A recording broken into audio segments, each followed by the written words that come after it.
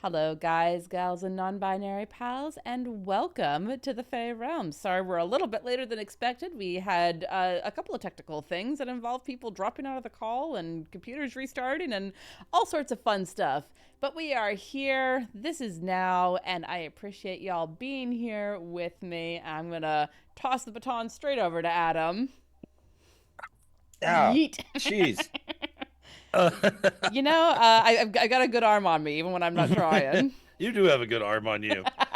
The very first time we met in person, you gave me a handshake, and I was like, "Oh, it's a test." Um, I In don't think fairness, I don't think I passed. in fairness, it wasn't quite a test. I will modulate my hand grip to match whoever I'm shaking hands with, but as a femme presenting person in a very masked world, I have developed a handshake.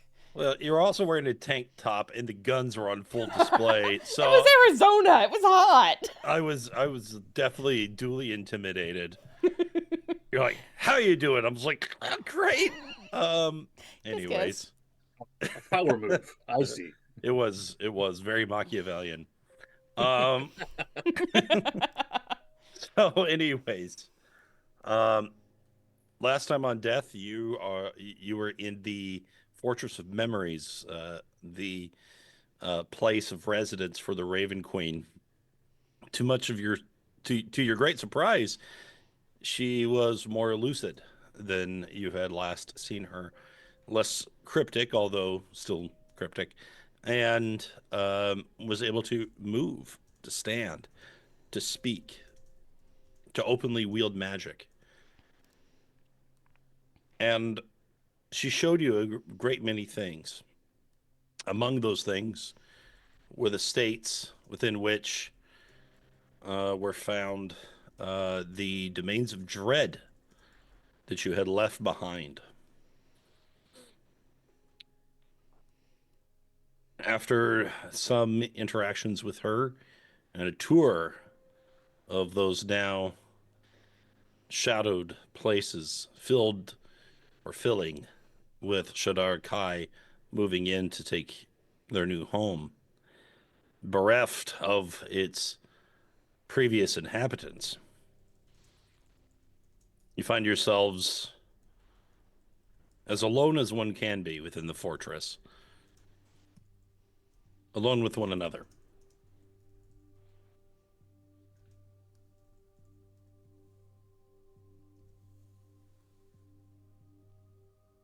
While most of the party had seemed contented by what had transpired, there was one that was perhaps less moved.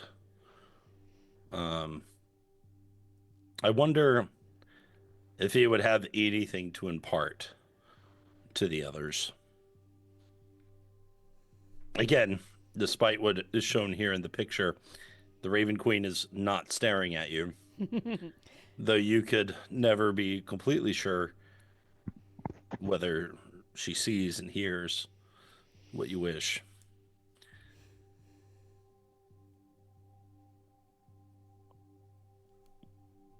And so I now pass the baton to Dane. Got you. You got to pass the talking stick. Sorry, I was moving things around after my unexpected crash. Um,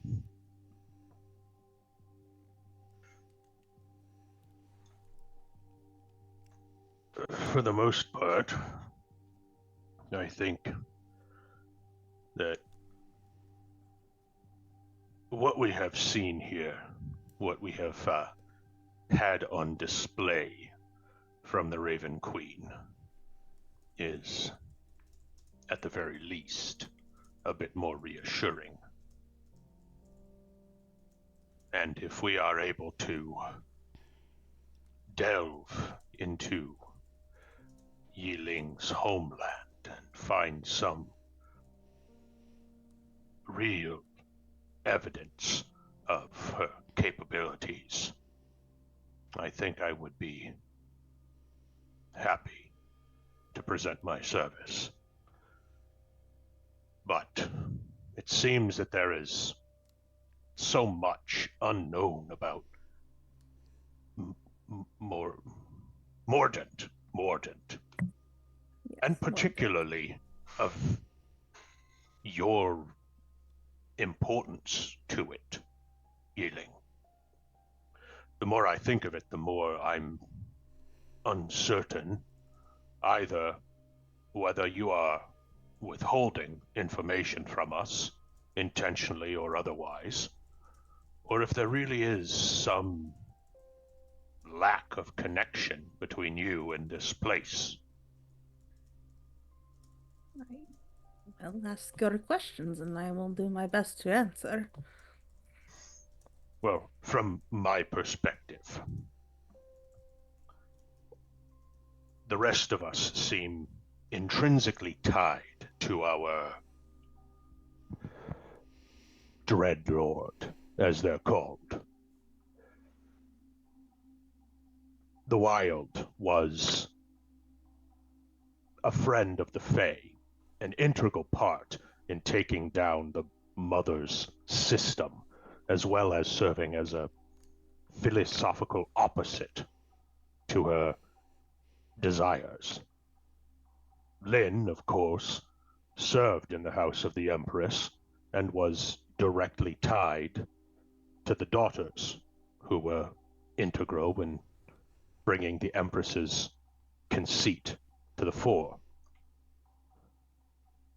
Myself, you already know, I am tied to the General.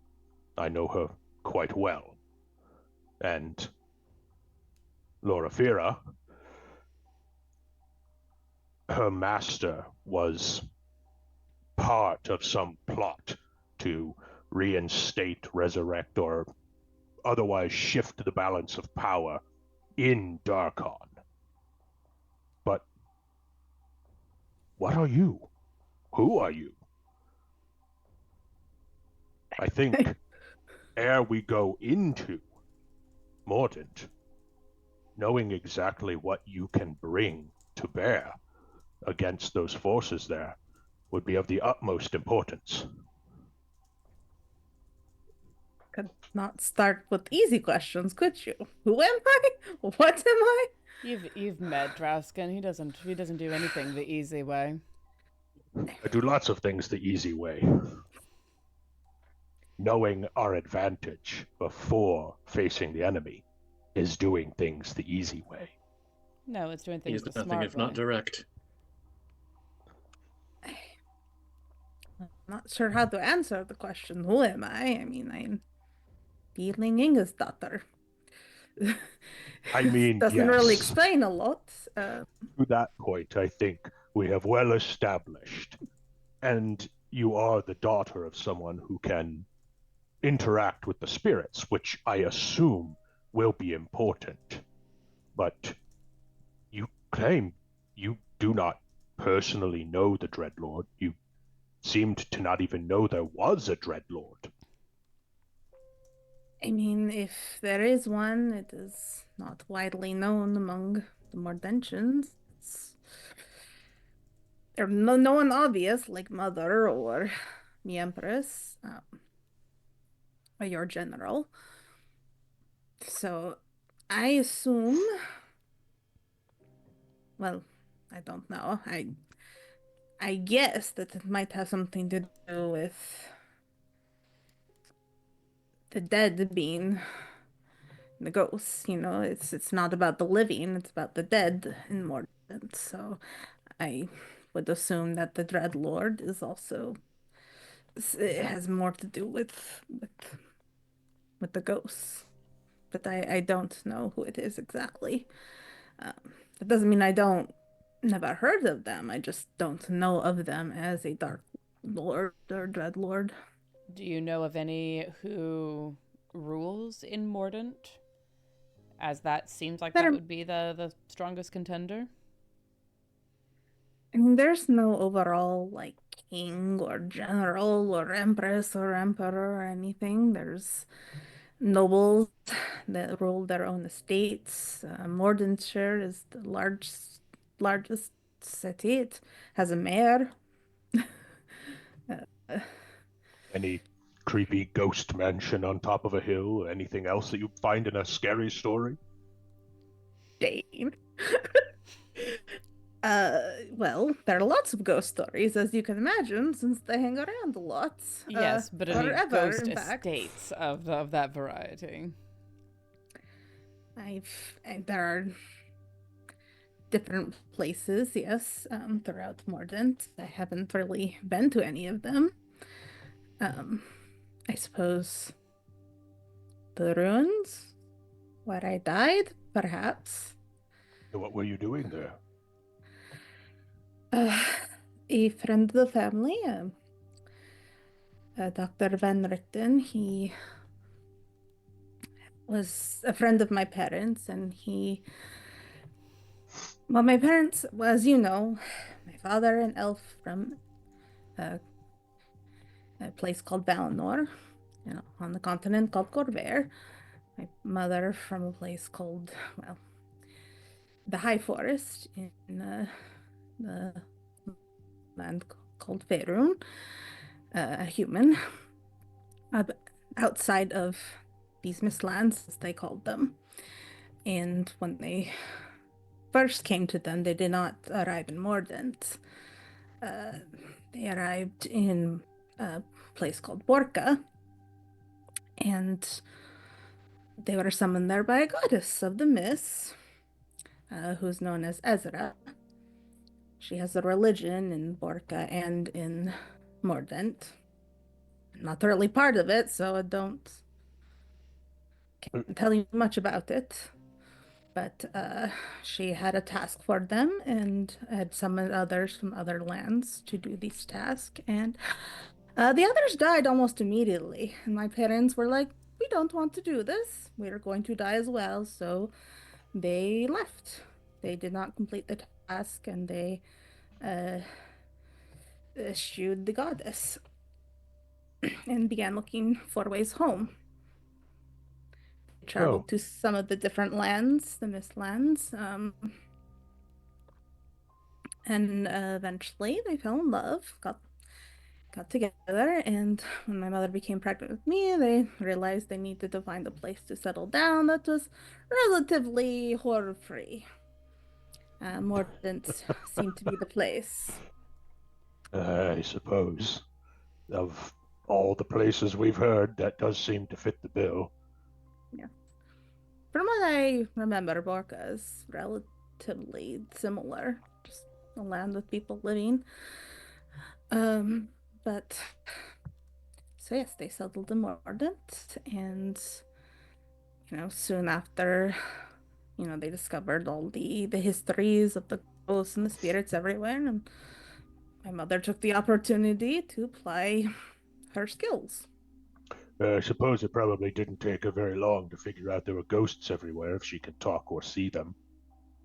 Yes, I mean, it's not like they were everywhere all the time, but they were very frequent. And of course, she could not help but notice them. Took her a while to figure out. She never found out why. None of the dead seemed to know why there was nowhere else to go, but they were also Mordentian. They didn't realize there were other places to go in other lands that have different afterlives. There is something that still bothers me. A dread domain does not become itself until a Dark Lord enacts their will upon it.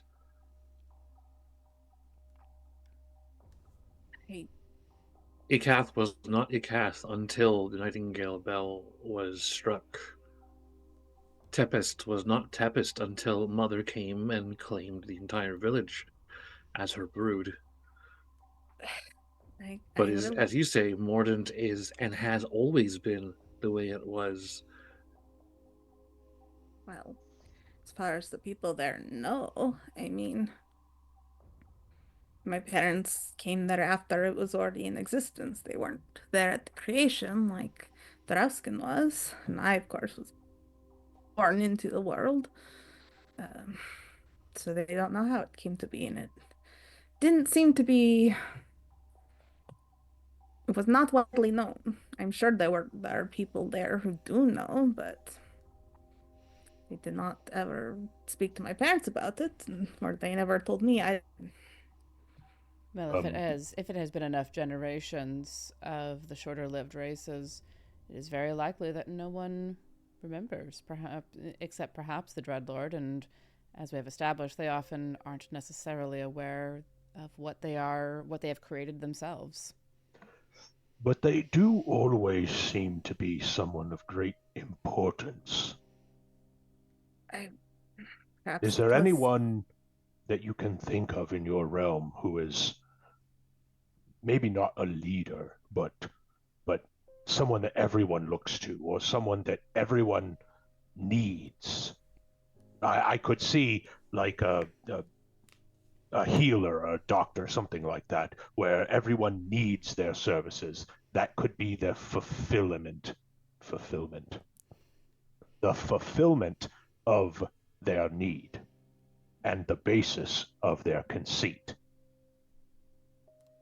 honestly, my mother is the only person I could think of having My some. gods above, it's your mother. I I really obviously sincerely don't hope think not. that. But I mean, she could speak to the spirits. She could summon them. Like I said, she settled family disputes, found lost heirlooms, lost bodies from people who traveled. Just her Did anyone services were always in high demand. did anyone in particular patronize your mother more than any others? Someone who repeatedly needed her services for something? Not that I am aware of, but I wasn't Hmm. really a part of her business. She did try to teach me her skills, but I did not take to them very well, and I run off to my practice to the practice yard to be trained with my father. If Mordant exists as an extension of the Dreadlord's will, they must need spirits to remain as they are for a reason.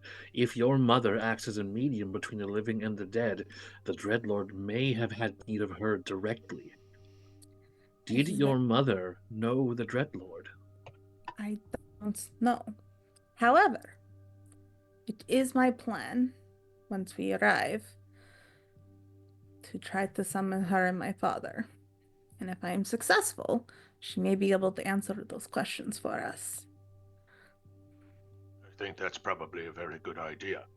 And funnily enough, you do seem to be the ideal person to get our foot in the door.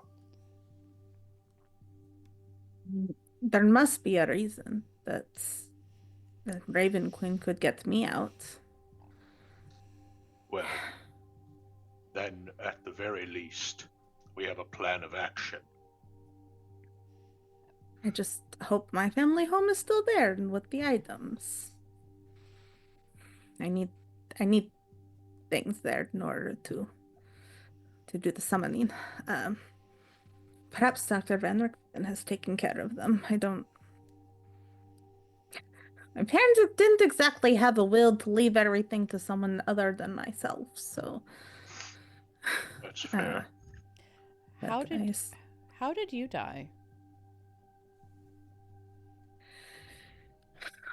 well, as I was saying, Dr. Van Richten, he traveled a lot, and he, because he was friends with my parents, he tried to find ways, information that might lead to their escape. He discovered some ruins, I think, and said that they might contain that information that they sought. And so he asked them to join him, and as I was a fully trained adult, I could join. You There, say that phrase as if you're not sure it was true. I I didn't really have experience in actual combat before that. Just training with my father and mother. And well, it's all very hazy, but there was something there, and it was being guarded. And whatever it was It's very strong. My parents and I, we fought it to buy time for the doctor to escape. It's... I don't remember it very well, though. It's all very hazy. I don't know if that's from the transition or maybe it was something that was lost when the Raven Queen fetched my soul. I'm not sure. Well, I can't speak for anyone else, but I'll just go ahead and say that I remember the circumstances of my death quite vividly. I'm sorry for you. I don't know that I want to remember. It's not the first time I'd been stabbed, but it, funnily enough, seemed like it was going to be the last. That wasn't true either. There are circumstances in which the trauma of death can wipe memories, and perhaps that was a part that was lost when the ravens collected what they could of you. And any of that is possible, and it is very likely that when we go back, you'll start to regain shadows, pieces. I will do my best to try to recall. I know that it may help us with what we need to do there. I just, at this moment in time, I remember fighting very hard and just knowing that I was not strong enough. That's the three of us combined weren't strong enough. I mean, Well, my parents had a lot more experience than I did, but it'd been years since they actually had to fight anything seriously. There's some bandits on the road. I do wonder, Well, though, if whatever guards those ruins may also guard where the Dreadlord lives. or something of importance to them. Indeed. That will be something to seek out once we arrive.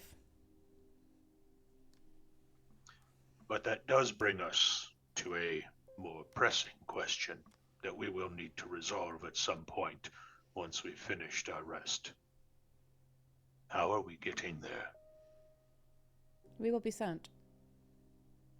Perhaps, but we've lost the circus, the carnival, where all of our journeys began.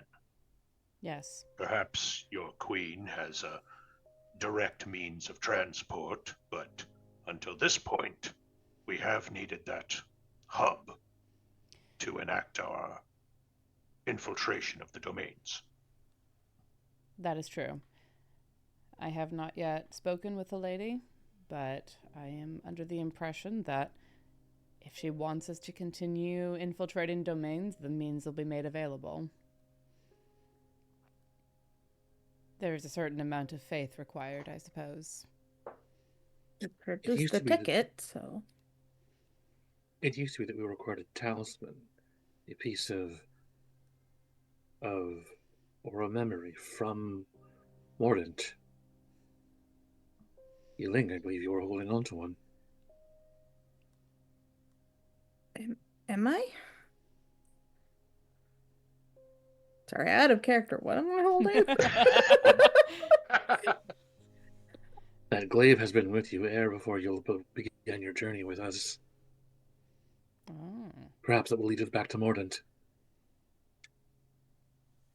If the queen says so, it's very possible. I remember the doctor had some sort of broken bracelet or something. Maybe she has something similar if my glaive is not it. See, you say that, Lynn, but while I woke up wearing weapons and armor that resemble what I had in life, none of these are mine. I suspect that most of what we have that resembles what we had before we died is a copy or a facsimile of some variety that the ravens have procured for us. But the Queen also has...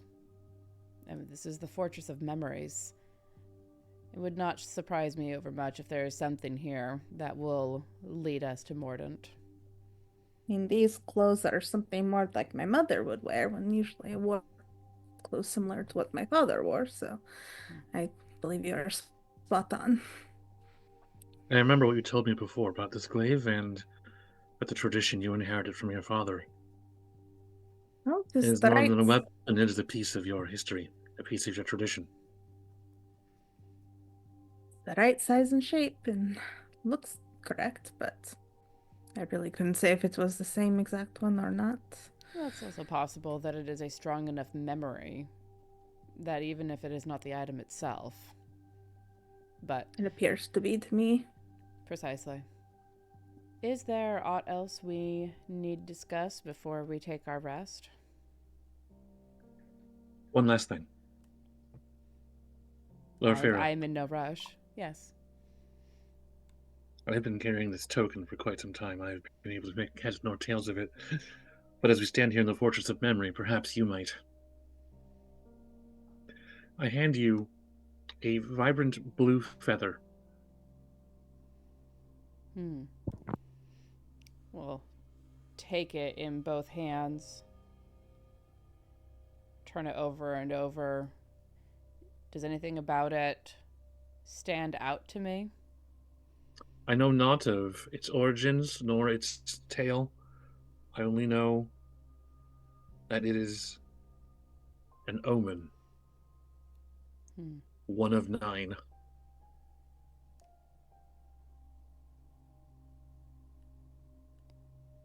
Also, I have a fragment, it looks like. A fragment of what? Just says peer into a fragment of the Raven Queen's memories currently lost to her. We should probably return that while we're here. We probably ought. I mean, it belongs to her, so I forgot that I had it until Lynn mentioned we should probably take a look in our pockets. We haven't really had an opportunity to. This seems like a well enough time. I will Indeed. hold the feather in both hands and sink into like a meditative pose, legs crossed, and holding the feather lightly between my fingertips in front of me. Is there anything special about this feather that stands out to me, GM? I am looking for... I feel better that I'm not the only one who forgot a lot of what we had. We have so much stuff. Just so much stuff. Honestly, all got lore attached. One of these days, I'll take the stream folks on a tour of all of the stuff that just we on the stream have been given. That's not counting the other 2 groups, because they've also gotten a lot of stuff, and it's challenging to keep it all straight sometimes. As a DM, Adam is like Oprah. You get a magic item. You get a magic item. Everybody here gets multiple magic items. I had to do a little inventory management at the top of today because I was like, oh crap, I forgot. I got 2 new magic items that I hadn't really done anything with yet. See, now you guys can set up loadouts for different situations. Yeah, but most of them are attunements, and attunement takes an hour to switch. Okay, new rule. 1 hour, you can change all attunements. Ooh. Ew. All right. Okay, well, now I'm going to be running around like my character in Monster Hunter, just a full Someone- inventory of spare gear. We have a bag of holding. Why not? Someone make a Correct. note. Someone make a note of that new rule somewhere so that we don't forget. Oh my god. Anyway, there is the memory available to you. Oh. I was not on the correct screen to see what was going on. Is this it? This is it. No? Can't pin it. Which one? The bird with the flappy wings, the bird with the closed wings, or The both? screaming one. Yeah, the one that's cawing and covered in purple flames. Peer into a fragment of the Raven Queen's memories currently lost to her. Well, That's the other one. Yeah, it's not very specific, but the screaming one has a quote. oh, the screaming one, not the okay. The ravens, my faithful servants, are extensions of my will, their wings carrying the weight of my sorrow and strength. Am I able to draw anything from that? Only that you recognize the voice in your mind as you read it. Mm-hmm. These are her memories. Well, then I think it would be well of us to return both of these to her.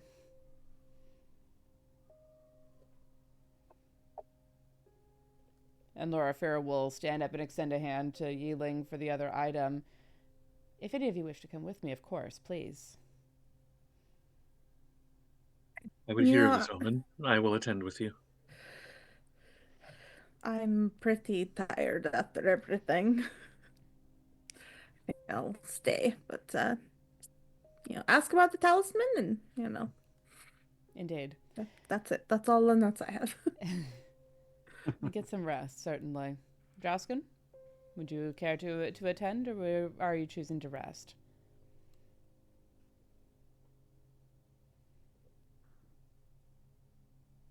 I think I may have had enough of dealing with your lady today. I'll probably go ahead and stay here with Yi-Ling. Very well. Lynn, shall we? Of course. And I will lead the way back to the throne room to see if the queen is still there, and if she is not, then to find the place where I believe the repository of her memories would be.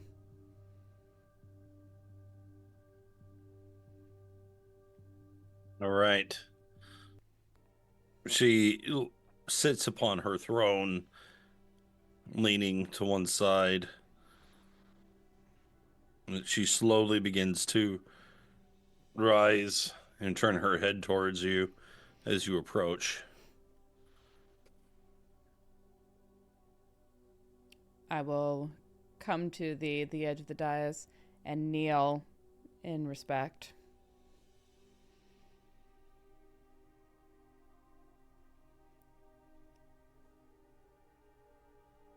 My lady, I know that you are weary, and I apologize for troubling you again, but I and my companions have found these fragments of you in our travels, and I would return them to their rightful owner.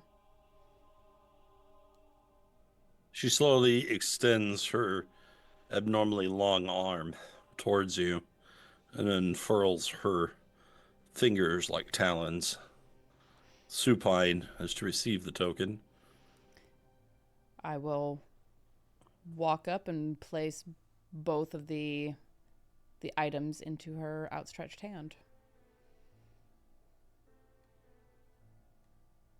She clasps her fingers around it and sort of rubs them between her fingers and palm,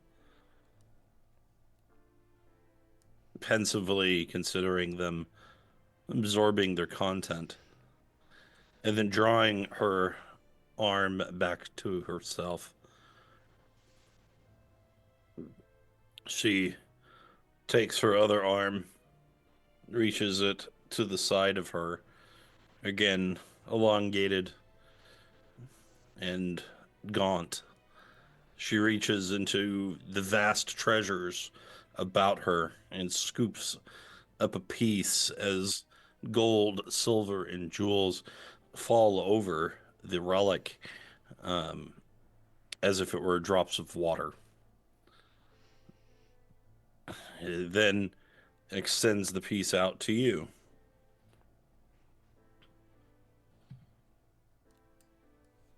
Thou wishest a talisman. 'Tis so granted as thanks. Thank you, my lady. And I will take the item that is offered. What does it look like? A pair of black boots with golden armor bits.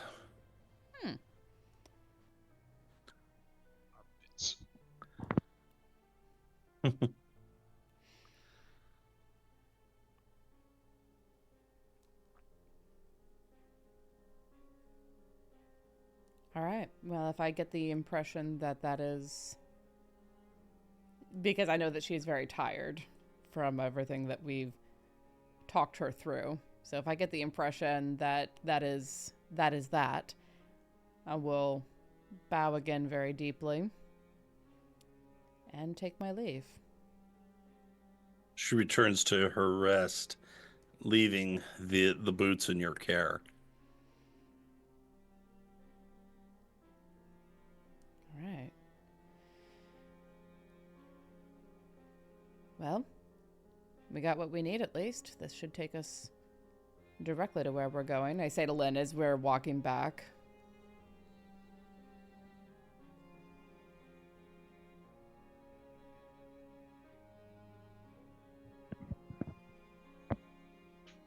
Now keep in mind that you do have a special gift. All of you do now. Mm. The empathy thing. Yes. Yeah, once we are a little ways away, I will take the time to hold a hand, holding the boots in one hand, and then hovering my other hand over and sense what these are. What's their deal? What's their thing, man? You do so. You hear the crunch and creak of the leather and smell its finish. And there's bits of soil and mud caked on the sole.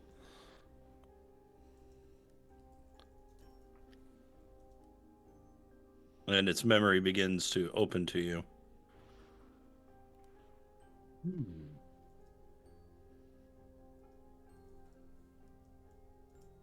I will accept the memory and draw it into myself. It's posted. Sorry, I was not looking at the at Game? Roll20. I have 5 other screens I have to keep track of, Mr. Power. Nightwalkers. Her form was lithe and sensual as she danced and sang. Her skin shone as polished obsidian. I watched, completely enchanted by her feminine power. At the sight of her, I forsook all else and pledged to her my heart and my fealty. Wondrous item very rare, these boots allow you to cast Misty Step 3 times per short rest, as long as you begin and end your teleportation within shadow, the night sky, or magical darkness. If attuned, also increases your walking speed by 5 feet and armor class by 1 while in the dark. This sounds like your item. Does it? I mean, you don't have to attune for the first part, and being able to zip around is very useful. Just saying. As someone who zips around with their own boots. Zip, zip, zip. Actually, that is a reasonable question. Am I able to get the spell with the spell ability without having to attune? Yes. So this is something different I wanted to try, where there is a benefit and then an extra benefit if attuned. And so you can choose whether or not you want to have a cool Misty Step thing, or if you want it to also have some armor class and movement. Okay. That's an interesting idea. Cool. Toy, toy.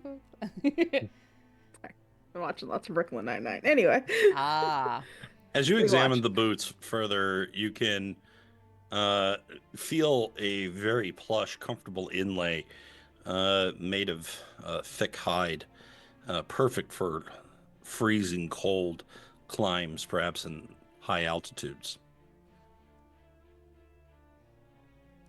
I'm going to kind of frown down at those a little bit. Kind of tipping my head to one side. These are the talisman for where we are to go next. But from her description, this doesn't feel like Mordant.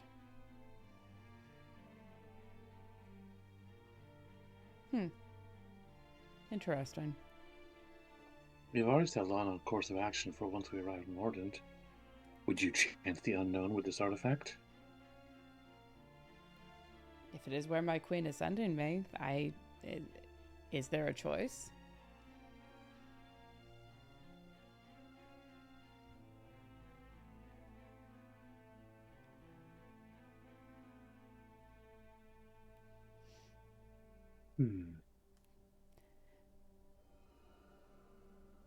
I wonder. Well, we needn't decide anything as of yet. If these... perhaps these do go to Mordant, and Yi-Ling just is not aware of something that tastes like crunchy snow.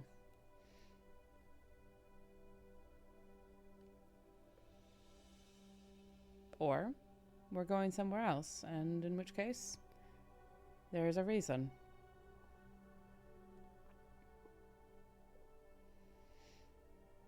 Then we reconvene with the others.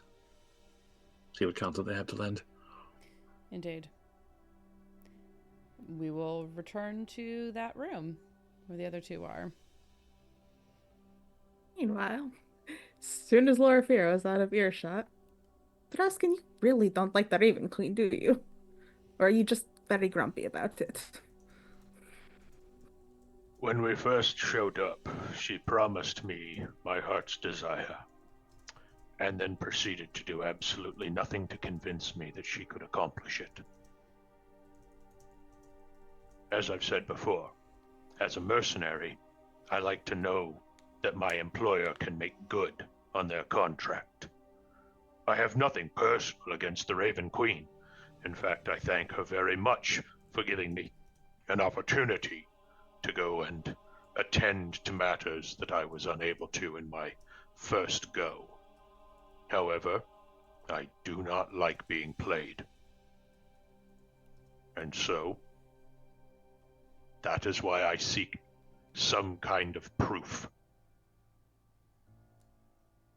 That's normal where you are from? Question gods?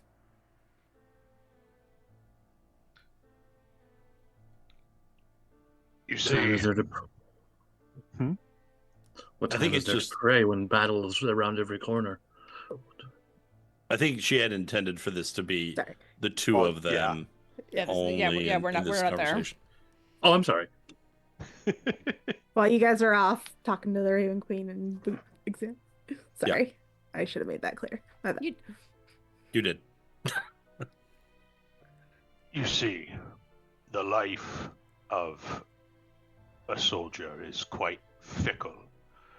We pray to the gods for success in battle, but so do our enemies. Does that mean that every time we lose a battle, it's because the gods have forsaken us? No, it's because the gods don't care. Adam over there. Biden. Hey. Yeah. No. I mean, yeah. What he said. Vicariously. That's not to say, of course, that the gods take no stake in the matter of mortals. We all know that they love our prayers and offerings and whatnot, but take the gods of battle, for example. They don't give victory just because we ask for it. They ask us to do the fighting, the thinking. If we lose a battle, it's not because Tepes or the Red Knight decided that we needed to lose that day. It's because we didn't prepare. We didn't fight as hard.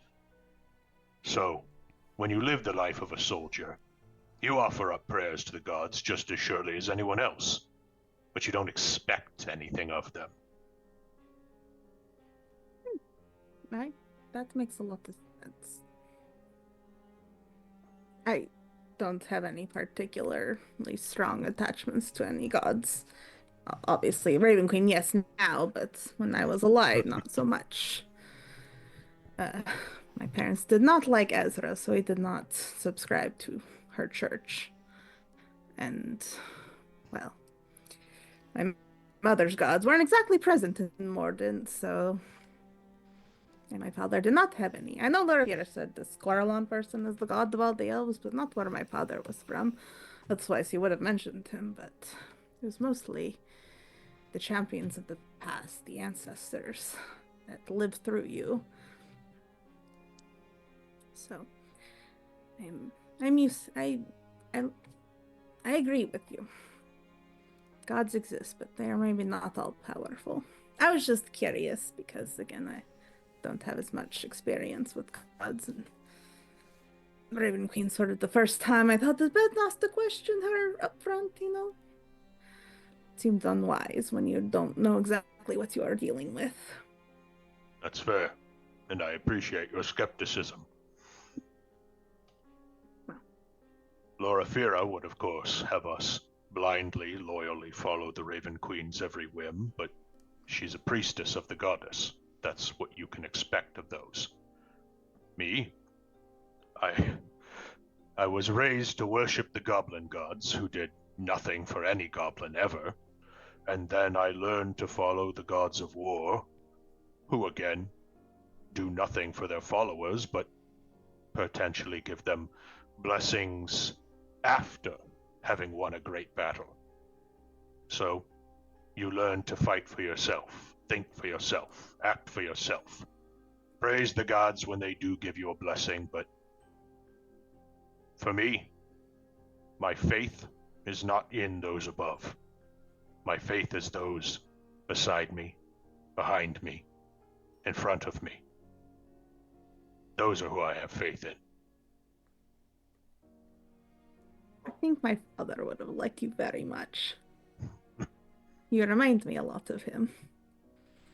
If that does not offend you. I take it as a highest compliment. You seem to actually like your father. I assume that means you did not get along with yours, or? My father was a hobgoblin's hobgoblin. Once our tribe was destroyed in war with another rival band, he survived on his own with my mother. He created a band of bandits, and he taught me to fight, and he taught me to kill. And then, he died. I don't know if I should say sorry or congratulations. It's very neutrally given. He didn't exactly teach me to be sentimental about such things. I see. In Hobgoblin society, it's perfectly normal for one warlord to relinquish their command to another warlord by dying. When the General Vladeska Drakov killed my father, she earned my service. The general killed your father? Yeah, indeed. And you serve her? And that's normal? Sorry. It seems... If anyone had killed my father, they would have to fight me. Oh, she fought me first. I lost. Then she fought my father, and he lost. And then I served as something akin to a slave or indentured servant under her for some time. And eventually, my service earned me an officer's rank. Why did she kill your father, but not you? I don't know. Maybe she saw something in me. Or maybe she saw a fat bounty on his head. I did mention he formed a band of criminals. Yes, alright, that's... What of your mother? Was she a warrior as well? Oh, yes. You must understand. In Hobgoblin society, I know you're either nothing a of warrior, Hobgoblin society, just so if you're not aware. for my people, you're either a warrior or you're a slave. She was a warrior. And then she died.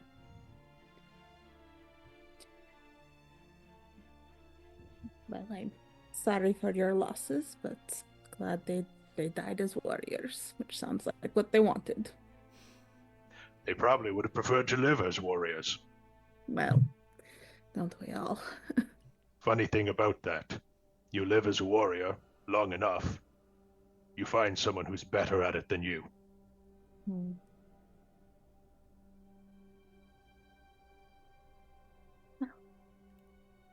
I should tell you in Mordant, it's mostly humans. They seem to have stuck out like a sore thumb in every realm we've gone to so far. Why should Mordant be any different? Well, just so you're not surprised, my father was a bit of an oddity as an elf, and I was even more so as half. So, Were they your only family there? yes, they both came from outside, and they were whisked away alone. No other siblings then? I'm not sure if they didn't want anymore or they tried and just didn't happen. It was not really a question that I ever thought to ask my parents. I suppose that's fair enough. Did you have friends? It sounds quite lonely with just the three of you. I mean, they were the neighborhood children, but again, I was a little weird. I was not like them, and it was hard to. Well, you know how children can be. Well, I don't know. Maybe Hobgoblin society is very different, but human children can often be cruel to those who are different. So, as we got older, it got better, but I was still always an outsider. I did have a ghost friend, though. One I could hear often. He was very strong enough. His name was Erasmus. Is Erasmus? I don't know. From But, the sounds of things, he's likely still there. If Van Rechten is, then Erasmus is. Don't ever tell Van Rechten, but Erasmus is his dead son. And he's very sensitive about it. Don't mention it. But Erasmus was my friend, and we spoke often. I see.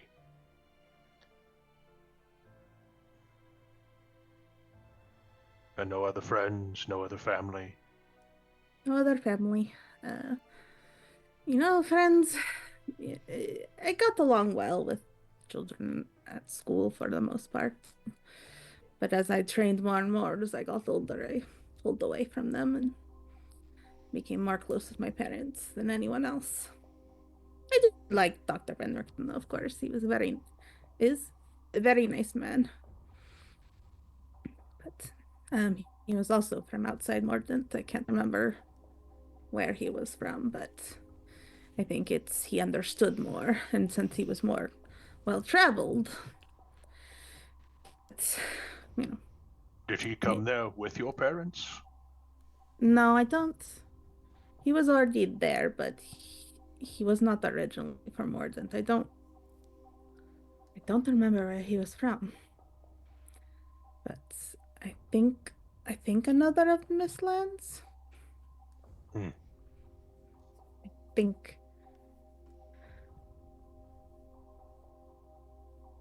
Yeah, I don't really know. I did not ask a lot of personal questions to him, and Erasmus either didn't know or wouldn't tell me either.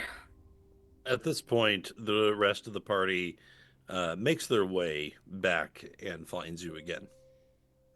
Ah, Lynn, Loraphyra. Any luck? Well, I have interesting news. We have received a token. I am not confident that it goes to Mordant. And I will place the boots in the middle of the room. Do they look familiar? ODM? Yeah, as you're looking at them, they look like they're built for cold weather, but very harsh climbs beyond that, which you would be used to. Maybe more appropriate for someone like your mother, actually. Thick leather, tough soles, good insulation. I would have worn these up at Asgore. And he'll toss toss the boots back. Swat them out of the air back onto the ground. They don't. They do seem- Such not. shameful treatment of your queen's token. I should have you reported immediately. You gotta stop throwing things at me and they won't get batted out of the air. Yi-Ling ignores them both, then reaches out to see what she can get from the boots. You receive the same impression that Loraphyra did. This appears to be the memories of some individual who had this vision, but nothing about it, nor of the make of the boots, is particularly Mordensian. You see what I mean? Yes, it's. They're well made, but they do not seem particularly familiar, and don't remember being in any extremely cold areas in Mordant. I mean, I think they, looking at the map, Are there mountains? They're mountains. Sorry, I'm looking at the map for it. I don't think so. There are forests, plains, and an ocean. So then, the interesting question for me is, do these go to some area of Mordant that Yi-Ling is not aware of, which is possible? It sounded as if you kept a little somewhat cloistered, shall we say. Or does this go elsewhere that the Raven Queen wants us to go? Or maybe they belong to someone who lives in Mordant. Possible. You Well, mentioned... you said they were of Mordensian make, right? The right style? Adam, you said they were not of Mordensian make, right? Correct. Curious. Didn't you say your mother was from the Northlands, up by, like, the spine of the world and whatnot? She's from the High Forest. I believe. I mean, she traveled to other of the lands up there, so it's possible she may have had boots like these. I never saw them. They seem like they have. Do they have metal on them? Mhm. Yes. Yeah, they have too much metal for her people. People are all about fur and leather.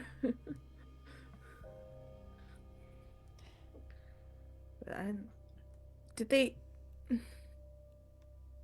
No, Yi-Ling wouldn't really know about anything about dwarves, so never mind. Regardless of where we go, we will need some rest before we do so, and this is as safe a place as any. But it is a consideration to keep in mind. Without a different talisman, there's not many other places that we can go, and Carnival was already, shall we say, interesting the last time that we were there. Aye, we stopped a coup. Did we? Rather bloodily, it seemed. Well, we threw off 4 people. I don't know if there could have been more. There could have been more very easily, especially since there was a archfey involved. Never said they didn't go back to finish the job, just that we put a stop to it while we were there. It's funny. Normally I was involved in the coup. Well, hopefully, with her own mind back, Isolde was able to get her house in order. But Hopefully. Unless she has fealty elsewhere. It is hard to say. So then, our options are effectively follow this item where it leads, whether it's to Mordant or somewhere else, or request another talisman.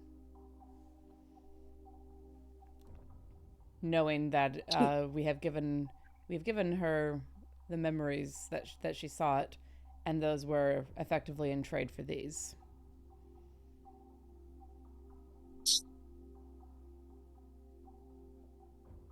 did she say anything else? She just gave you the boots? Just gave them. She is much. She is much more as she was, but she is still drained, exhausted. Especially after dancing between multiple domains, I cannot imagine that did not drain her of a considerable amount of strength for the day. I'm not entirely certain that was actually her the whole time, but point taken. Her power is limited. Unfortunately. Well, there's a bone chili bug. Well, I suppose we will find out when we go. There is a cold fog important, but not snow. These boots don't look like a familiar make, though. Well, and the feel that I got from it too was that biting cold that you get from the air when it's so cold that the snow goes crisp, as opposed to the wet cold of a fog. Well, I've never actually been in this. No. I have experienced enough memories that I know the taste by now. Oh, you should try it sometime. Maybe take a hike up to the high ice. Would love to visit the lands of my parents someday. Sorry, didn't mean to interrupt. No apologies necessary. I go where I am sent. At least for now. Well, speaking of which, as we settle in for the eve, as it were, I was just talking with Yi-Ling about her family and friends. Did you have anyone back in wherever? Well, I was born in the Shadowfell. Proper, not one of the domains. So, of course, I had my parents there. My father passed on before I can remember. I was very young. So I don't remember him I hardly remember him at all. Just this presence. But my mother and I were very close until I was caught by the mists. And I didn't see her after that. And then in Darkon, it was just your mentor? And the others who worked in the springs, but primarily my mentor. I have never been one for getting close to people. I see. And now you have a parade of various people all vying to be with you. How lucky. Sure, if you say so. But not interested in any of the fine lasses that have seemed to taken to you? Perhaps taken from you? I enjoy the company of others well enough. Male, female, those who have chosen neither. But when you serve as I do, that is both the Raven Queen and before that, what I was doing at the Springs, I tend to be rather single-focused. And that does not say. That does not bode well for any lasting relationship, besides most that I have been around since I was barely an adult. I was very new in my power as a cleric and very young as elves go when I crossed over into the mists. There were not many elves, and joining my life permanently with a shorter-lived creature only invites destruction of the soul. Tragic. I'm glad my father did not agree with you. Otherwise, I would not be here. That is not to say I have not lain with others, but a long-term relationship is not in the feathers for me.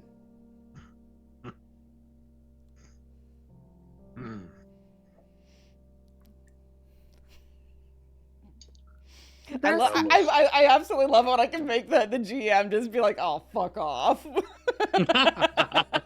Not in the feathers. In the cards doesn't suit. It doesn't suit.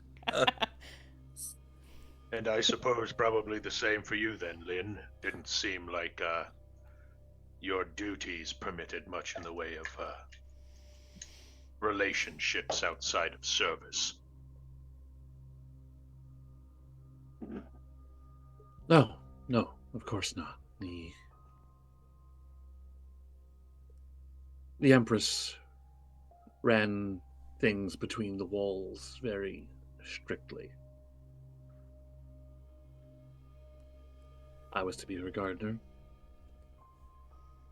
and only by happenstance had I time to spare for her children, her daughters.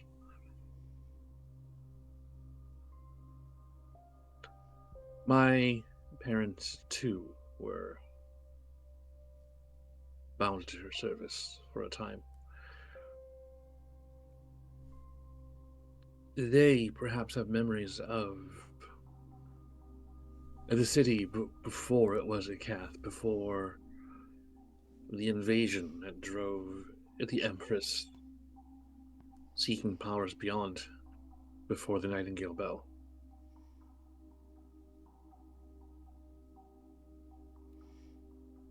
My father was a doctor, my mother too, a botanist and a gardener.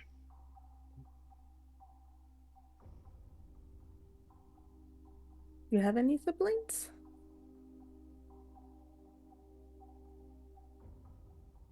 None. Me neither. And I guess Drausken, you did not? I had one for a little while, but he wasn't particularly strong. It didn't last.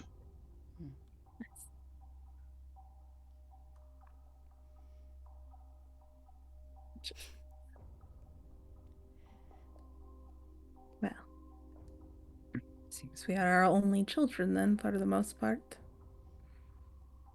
No, I have a younger sibling, but Oh, they were only just born when I was taken by the mists.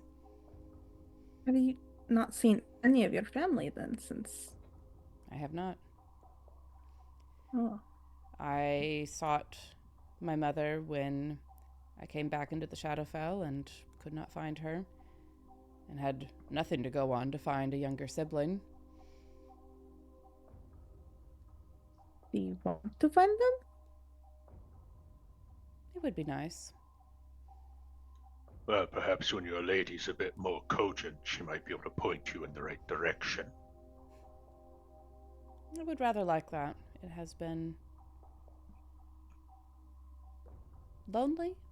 Lonely. I think that's the right word. Despite your many suitors? Temporary companionship does not feed the soul, as I'm sure you know. I mean, I was young by human standards. It's few stolen kisses, hasty couplings, nothing really of note. And I'm going to turn off your video. It just reminded me of something Hawk to a girl said. Oh, God. Sir, how dare you? What's good for the whole isn't always good for the soul. Wow. Wow. Crass. Why do you... This guy. You teach children, that's why. Children who are almost fine. adults. It's a weird fine. mix. We can be horny on Maine, it's fine. It's true. But I We're was adults. like, wow, this woman is real dumb. But every now and then, there is just a nugget of wisdom from the most A broken strange... clock. Yeah, exactly. There you go. So yes, it has been a long and lonely time, shall we say. But I serve, and that brings me purpose. Do you think this is something you would ask of your lady when your service has been when your deed has been done? Has she extended a boon to you as well?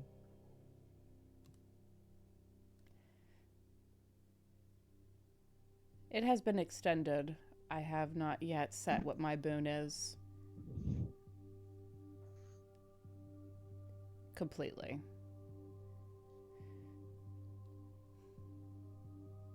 Before all of this, well, I never needed to use the methods that were taught in Akath to come out of the dream world. I never went into it. But for me, the greatest fear is to continue on forever, as I am now. And what I want more than anything else is to rest.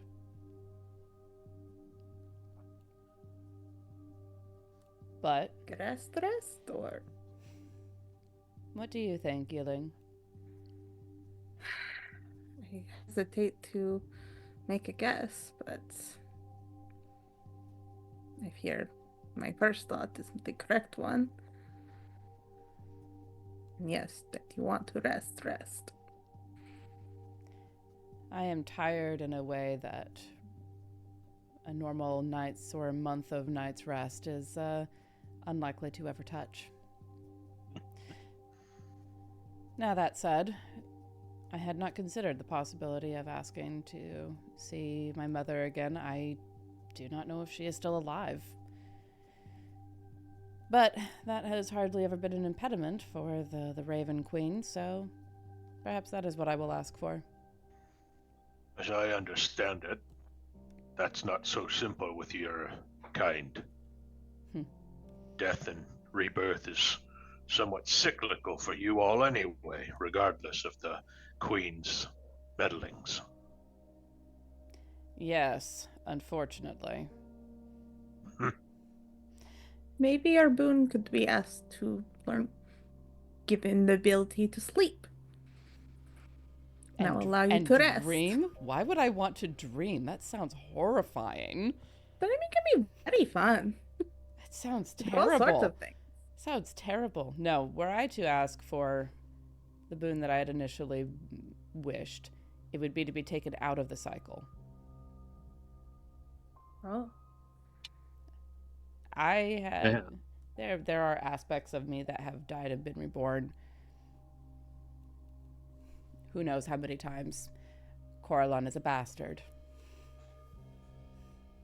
I have not lived the lifetimes that you have, but this is a sentiment that we share regardless.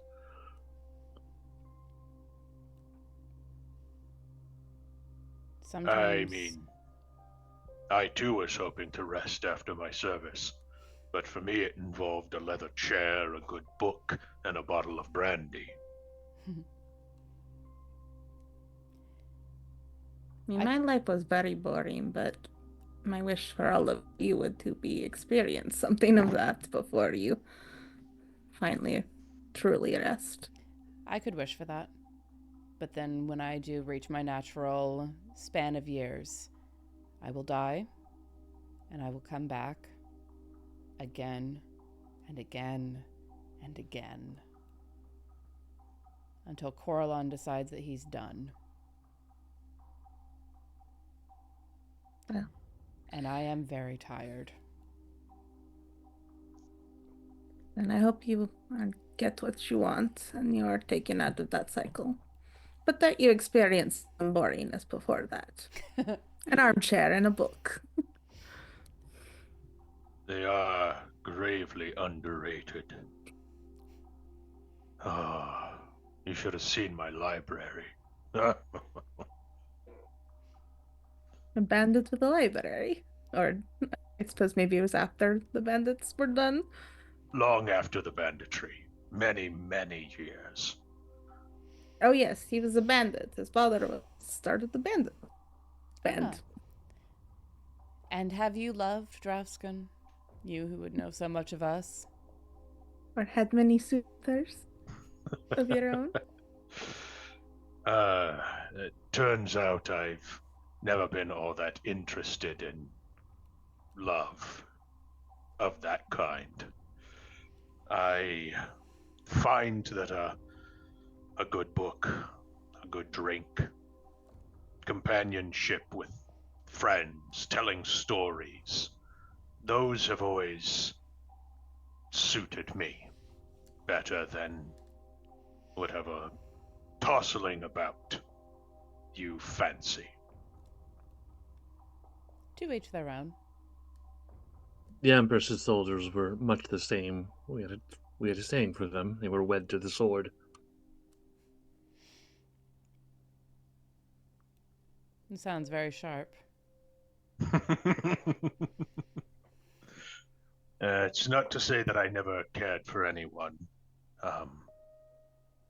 but that particular pastime was not something that I found myself too interested in.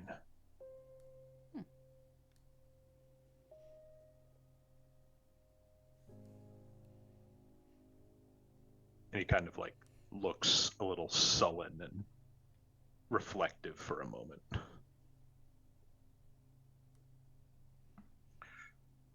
Life has a way of being a bastard sometimes, though. Still, we have to live it. That's the important part. Indeed. No, Len, you weren't really given the opportunity, but if you had it, would you have taken it? Anyone who caught your eye in the hallways, the gardens?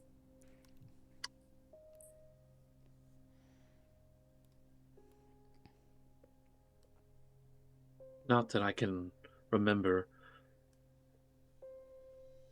The tradition often in Akath was that when I would become suitable of age, or when it would convenience my parents or those around them, they would find a suitor for me. I've heard of those Perhaps living like that before. between the walls of Akath, everything is as in their place. Every piece belongs where they must. If I were to be betrothed, it would be a matter of placement. I take the side of whom I'm meant to be taken aside to. It could be a general in need of a wife. It could be a lord in need of a lady to keep their house. Okay, well, that was all the rules and stuff, but what of your heart? Did anyone ever capture it? Or are you like Drausken, and it's all about the friendships and your companions? Which is it? Oh. The nature of my being makes it difficult to hold grasp of many memories, but those that I do have, those that I have reclaimed, you have no doubt seen me fight tooth and nail for them. What I gained when I returned to Akath, a number of truths, a number of relations that I have long since feared and now have come to peace with. Memories of my time with the Empress's daughters. Each and every one, time I cherished, that I thought long forgotten. When I encountered the Empress in the bell tower, it was for those memories that I stood to fight for. And by some mercy, so too did the lasting memories of those, or lasting images of her daughters, stand to fight as well. It lightens my heart to know that they perhaps cherish these memories the same as I. And wherever off the mist had taken them to, they will not be alone. And neither will I.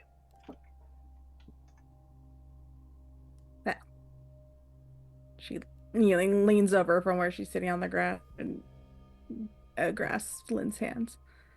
I offer once again to be your sister, if you will accept.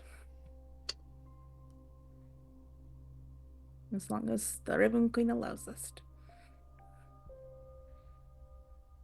To let you braid her hair and everything. I will, if you would like. I realize I may be a little bit too aggressive about it the first time. But I can learn. I can become a good sister.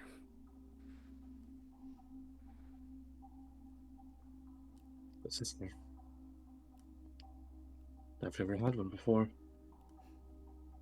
Neither have I. We can learn together. I bet if I did, she would be much like you.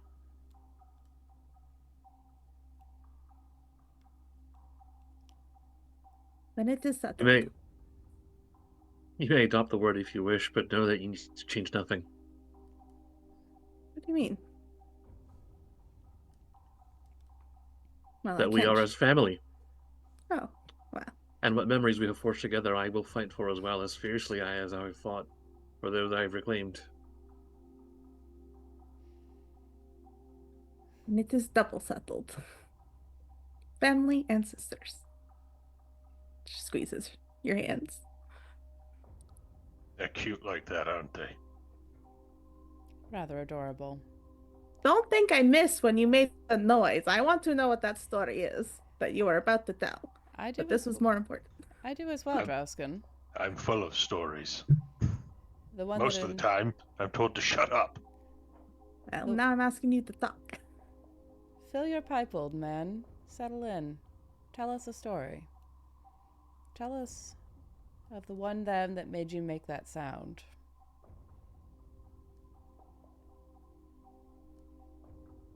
You'll need more of a pipe for that. Does your am queen keep anything to drink around here? Ooh, yes. Officially, no. Unofficially, I'll be right back. Excellent. Pegs Lynn down beside her. We will eat and we will feast and we will drink and listen to the Removes tales a of loose Drausken. brick. I said I've been here a long time. She's got like snack deposits squirreled away everywhere. It's actually Don't really let Mom know.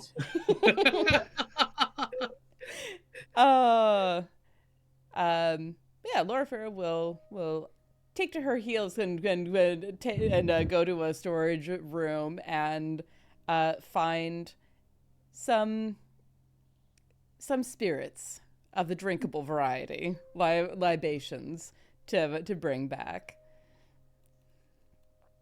All right, well, Loraphyra's out. Everybody take your armor off. I think we're setting up camp here. What armor? Yeah. Pulls off her robe of stars and folds it neatly as a pillow. A warrior without armor. That's some silly Kara Tour stuff there. We got a lot of, natural armor. Protein or fat. Need to be able to move quickly. Armor I've got that slow me too. down. Slaps his belly, jiggles a little. But it's all muscle under there, she pokes. Maybe 15 years ago. Oh, 15, 20 years ago. Oh. Sure, you're a dashing young hobgoblin. Of course I was. That's fucking beautiful.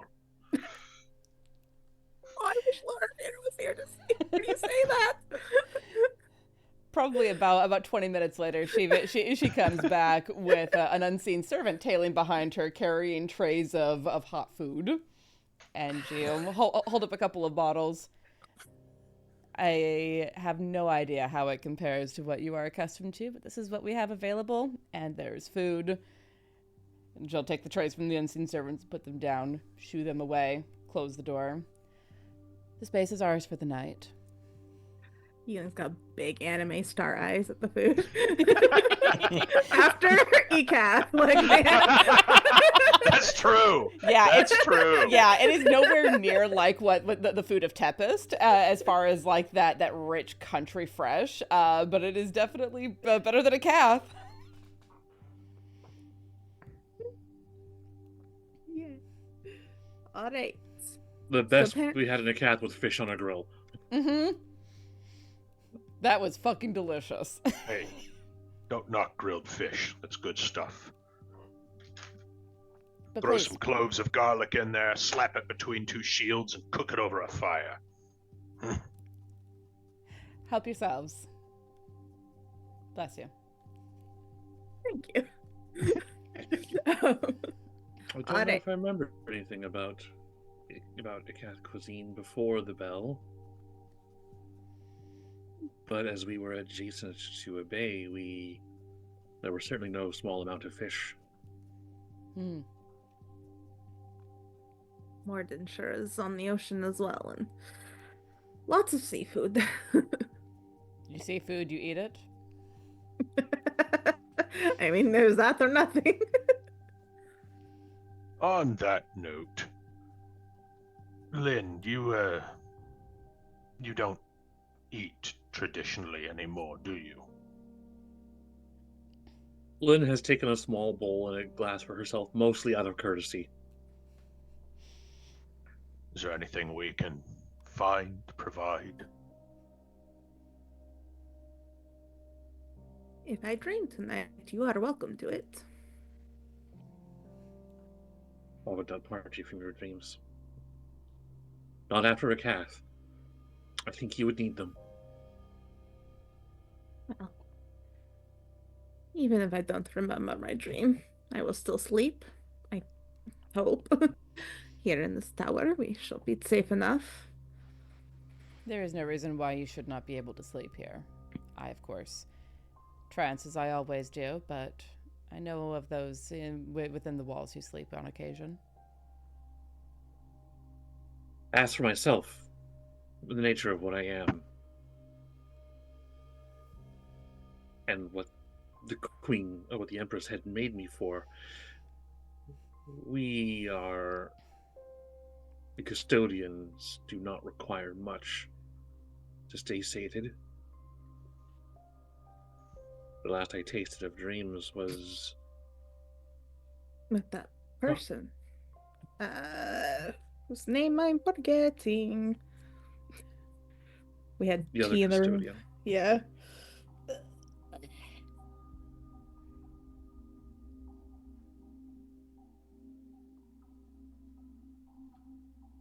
Well, I didn't write it down, so unless Lost Adam to the remembers. ages.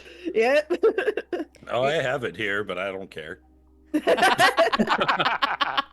That's your problem. NPC does not matter. Sir, not appearing in this film. Yes. To drink of dreams is to deny them to one other. To some, this is theft. To others, a mercy. I imagine it depends on what manner of dreams they are. Wouldn't I want to give you don't. any night. Go ahead. I don't tend to dream well anymore, so it might be for the best that you leave mine be, but if you're at a pinch, I'll offer what I can. That being said, your, if the term is not offensive, brethren from back in Akath seemed more than happy to feast on other energies.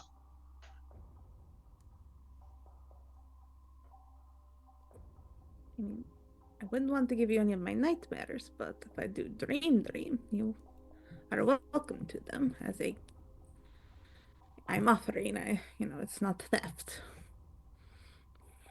Well, Drausken, you've seen the state of affairs in the city, the way it was in the waking world.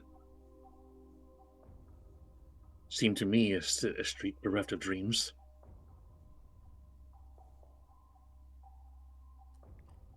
Did they feed off other energies because they were starving for the dreams that were being stolen by the Empress? Perhaps so.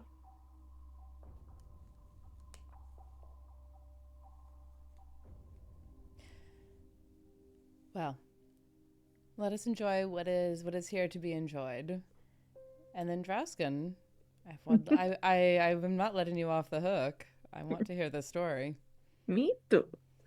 I fear you may be disappointed by the brevity of it. There isn't much to tell. Paint us a word picture, Drausken. All right. You asked for it. Yes, we did.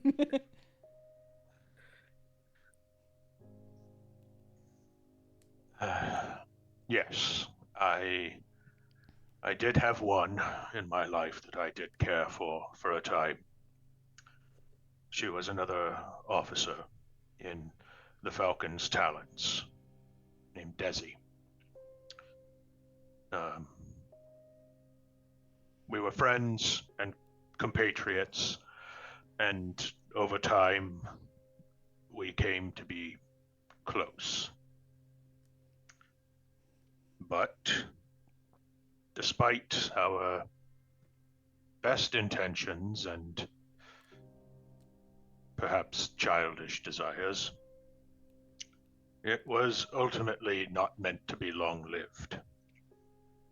The general decided that it would be better if her officers did not fraternize with each other.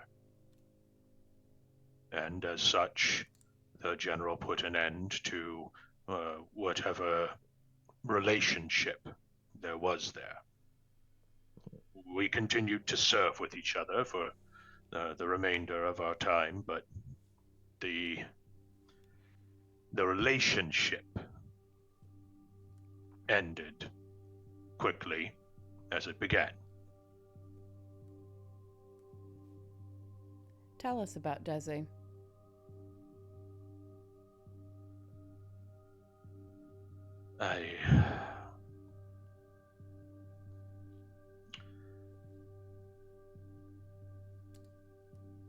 I don't like to talk too much about those that are gone.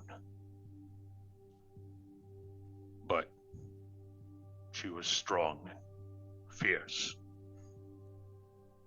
had a mean wit, and a mean sword.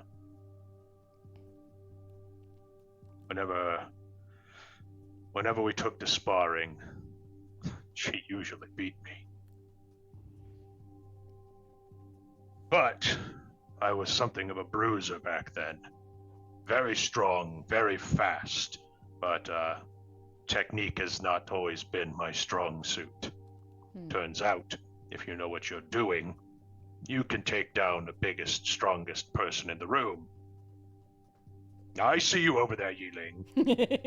Don't think I can't whip you back into shape. I was not referring to myself. My father also very short, small, but could take on anything almost, except for the very last. But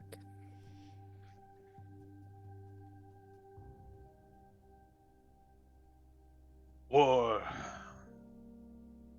does things to people. You become hardened, insensitive. You stop being attached to people because you could lose anyone at a moment's notice. That's why it's so rare that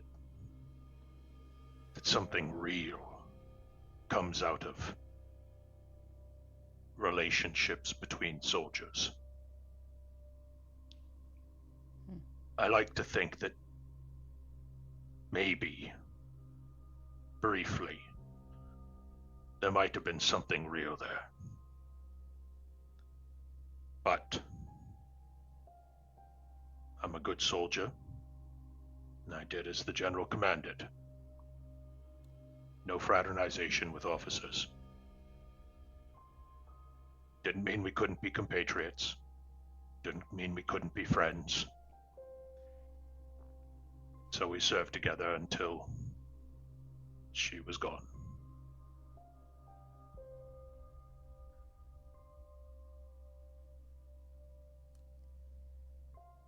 Thank you for sharing your memories. As long as you're not picking them out of my head, they're free. I am not interested in theft. I am interested in the stories. So too, I hear, is your queen. Perhaps I'll be willing to offer up my story to her.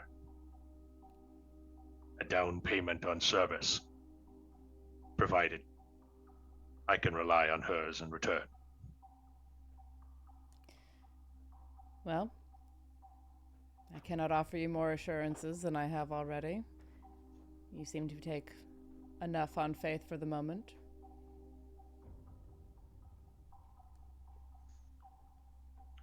Well, we have been paid well recently. And he kind of glances at the assortment of magic items that we've acquired. Yeah. I can't complain about that. Loraphyra will kind of run her fingers through the feathers at her collar, kind of absently.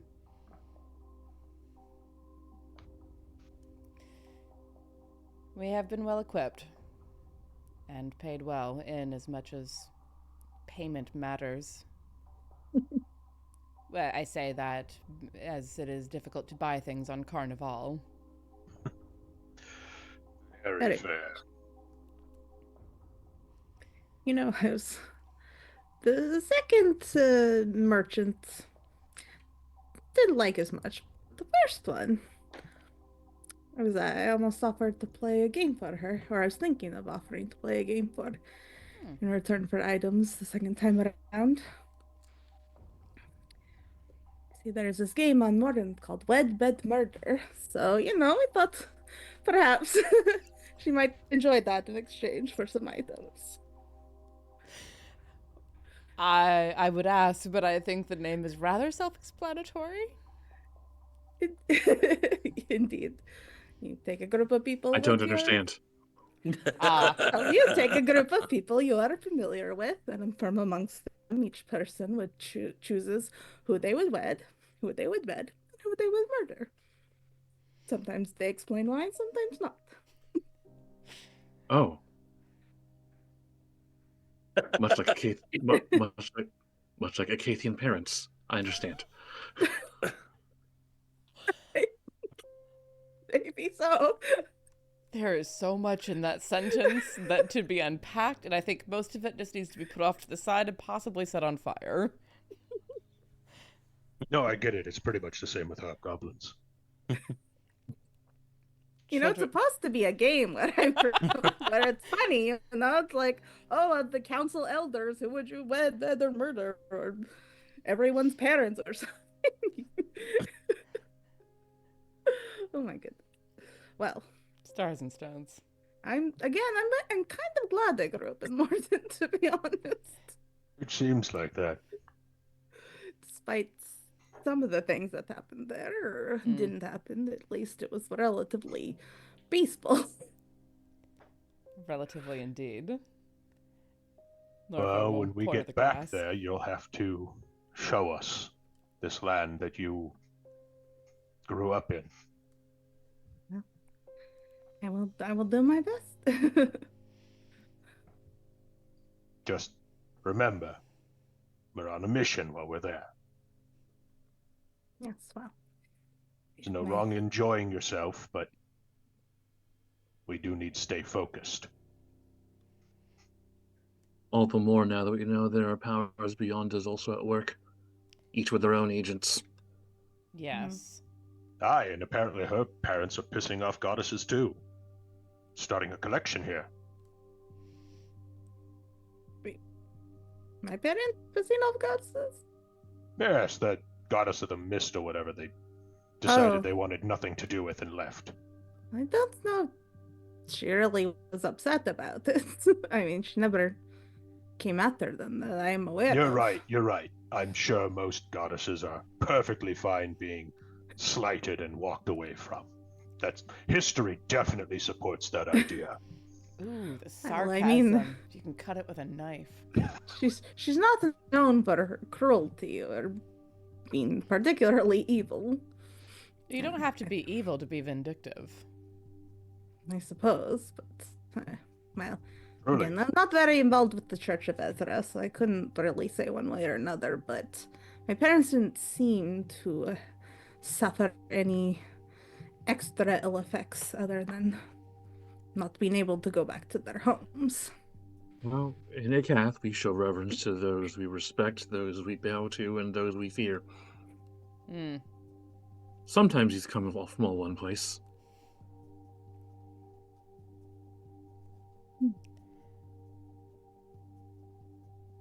Well, if there's naught else for us to discuss, we should get some rest before setting off in, well, the morning, or whatever passes for it.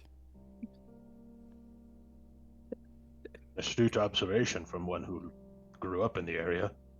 Oh, I am very accustomed to it, but jumping in and out of these places with night and day cycles, I suppose I'm becoming accustomed to this concept of night and morning. Mm. Yeah. Perhaps the concept of mourning is something that you will need to become accustomed to. Oh, I am very familiar with that one. All right, that's a good line to take a break on. Good morning, Adam. Did you have a nice nap while we were role-playing?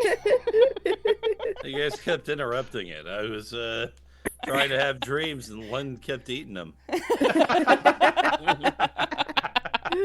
Amazing. After the break. Yes, we will be back very shortly, friends, and to jump into whatever comes next for our little band of heartsick misfits. So we will see you all very shortly.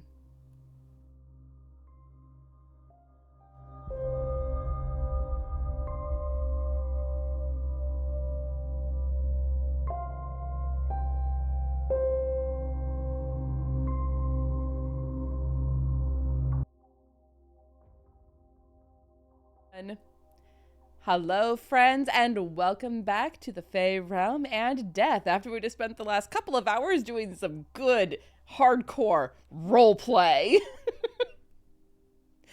But I'm going to toss it back over to Adam to tell us what in the heck's going on next. Well, that is really up to you. You have spent the evening, no one knows, question mark, resting. You spent the allotted game prescribed 8 hours in a long rest, having recovered all of your resources. Yay! Press button. Time to push. You got to push that button. You have a talisman, and it is time to either go complain to your goddess that she gave you the wrong one, or to step into the mist and come what may. Either way, I'm glad I'm not the only one who had that in their head immediately. All of us.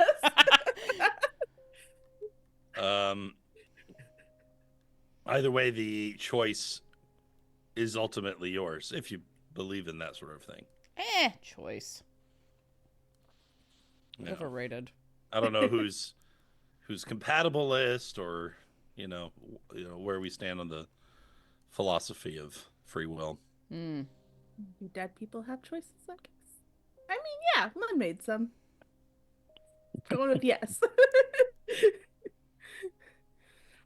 Yi-Ling's parents defied a god, why not Yi-Ling too? But she has a wish, so, it's just... Well, if it works the way I think it does, I mean, Lynn's suggestion was to take the glaive and think on it, hone in on it, and then just walk into the mist and see where it takes you. Yi-Ling's glaive or your new scythe? Huh. No, your glaive. Okay. Yeah, you know what, actually... I don't know where this scythe would take me if I focus on it. I am so curious in a way that I never want to know. I know exactly where it would take you. New route unlocked. Hell's bells. Guys, how did we get to the final dungeon? Damn it, did you no clip through the world?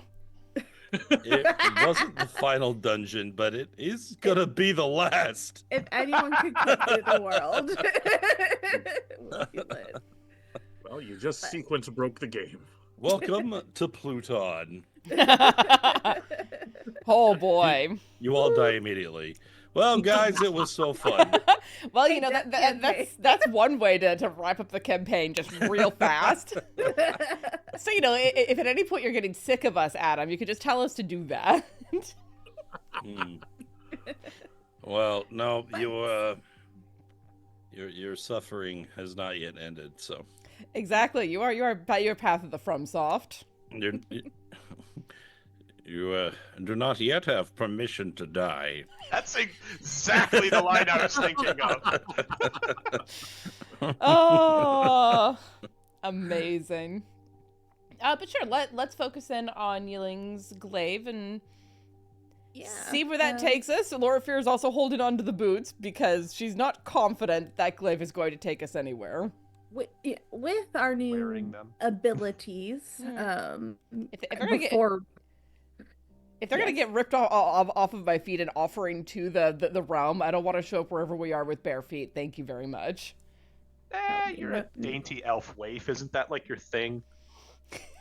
Racist. Do I look goblin? Do I look Racism like against elves Lewithian? is my thing.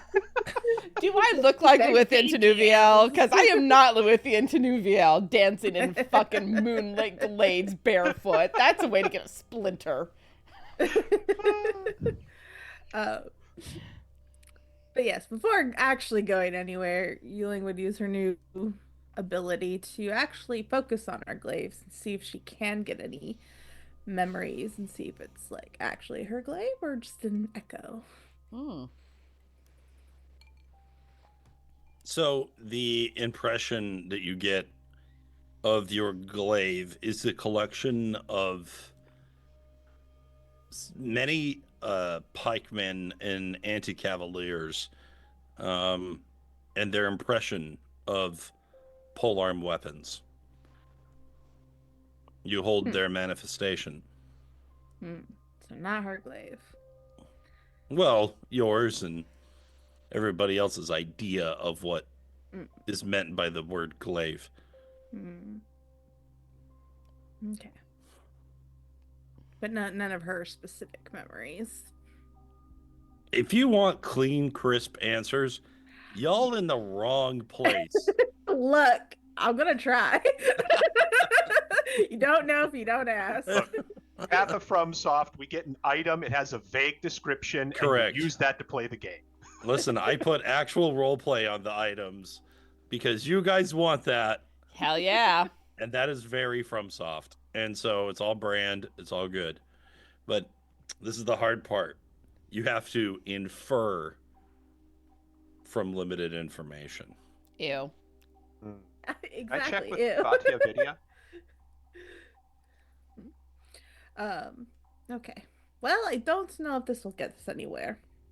You could also watch Vatia Vidya films, and then you would probably get, oh, that's what he's doing, right? Like, I highly recommend those. That is so good. Put some titles in the Discord because I don't Very have good. from soft games either. So but you might like the lore dump though because it's wacky. I mean, the lore dump is very much me, so Prepare to cry. Prepare to cry. valid. Put it in the Discord for me to check out later. Yes, Will please. do. Thank you. All right. So yes. does Yi-Ling pass that along? That it Yes, doesn't... it doesn't seem to be particularly mine, as it were, but does not hurt to try it. Well, unless it does very much hurt. I don't know. We never found out what happened to the guy at the food stand that got chased into the mist by the wild, so it's a risk. But then we still have the boots, so we could get out somewhere else if we focus on those instead. So we have somewhere to go, somewhere to try to go. I think it better, frankly, to focus all of our efforts on the boots and wherever they lead, and not have divided attention, so to speak. Springs Cloak of Stars out. All right. Shall we? We shall. Indeed. All right. So I'll lead the way out to the dock question mark that we had used to disembark onto Carnival previously, and glance back at the gate to see if there's anything that I need to be aware of over there. Oh my god. I forgot how long that bridge is. It is a very long bridge. And Rex didn't forget. there is you're a little more aware of the fact that there is darkness all about you. And Loraphyra, as you look up into the eternal black sky of the Shadowfell, perhaps it is a trick of the light, but you could swear you saw a form of a woman moving throughout it, looking at you, and then hiding.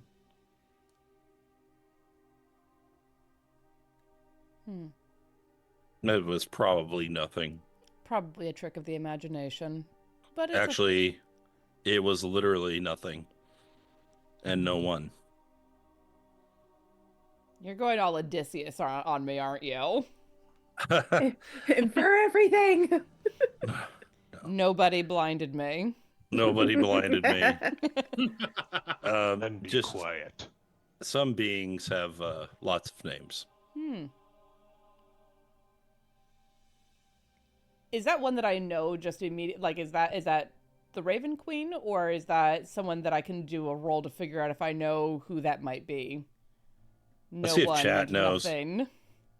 Chat, who's no one? Boy, that's an existential question. Who are you is the question of the night, apparently. I mean, I have friends. I have What a friend are you? who's watching Babylon 5 for the first time, and she's just encountered who are you, and what do you want? Not watched that. Who The are shadow, you? the shadows, What and do the you Vorlons. want? Well, they're not responding. So, we'll find out. Fair enough. I will tuck that away in the back of my mind. It's something to ponder on when I have more time. All right. Shall we away? Oh, the All great right. big road. You pass into the mists, focused upon the talisman that is in your possession.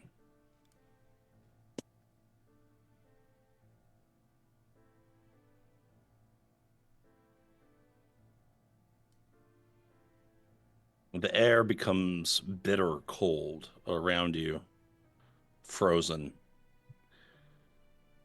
A high wind blows through the air as you exit the mists. Snow falls all about you. In the midst of a storm, somehow there are burning pyres ahead of you, lighting the otherwise dark path.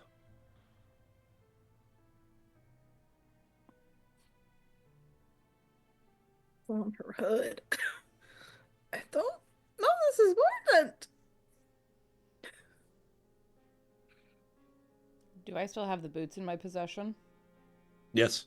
I'm going to put those on because they're pretty clearly made for this place. Like, shuck the lighter shoes and put on boots, lace them up. Go. We're gonna need Let's. some good footwear for this place. Stars I've never seen. I think we should get moving before we freeze. At the very least, to one of those pyres. I I have no notion of where we are. Anyone have make no any? memory of this place. Yeah.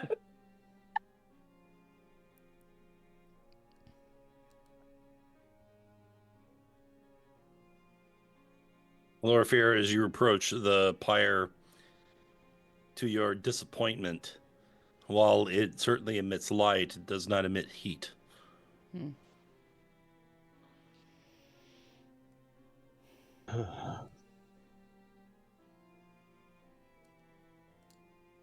Not the ideal climate to be wrapped in metal armor. This doesn't give us any heat. I'd like to push on. Aye.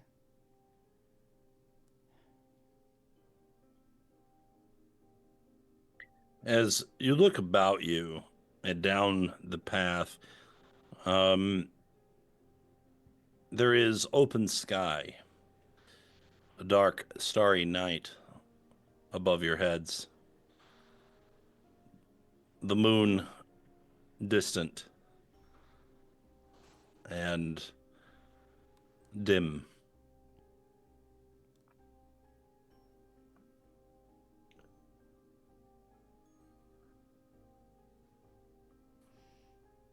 Can't see a damn thing around here. And saloon is no damn help either. I guess it's torch to torch until we find some place to shelter. Yes. Let's just make our way. It's the coldest Yi-Ling has ever been. She does not like it. Loraphyra follows, but is kind of lingering toward the back, racking her brain, trying to think, and almost instinctively, she's going to call for Grim to see if he knows what in the fuck is going on. You do so. And Grim whispers in your ear. Stop dead in my tracks and just listen. I see. Come on, you two. We can't be separated by the storm. I'm coming. Oh, this is worse than the breath of the dead. Thank you, Grim. If there is yet nowhere we can find the shielders from the elements, and we must need to take a rest, I can impart some more of the custodians of magic to bring us shelter. Lynn, as you, actually, Yi-Ling, as you look up at the night sky, you see the moon as well. There are strange fragments, smaller celestial bodies trailing behind it. That's weird.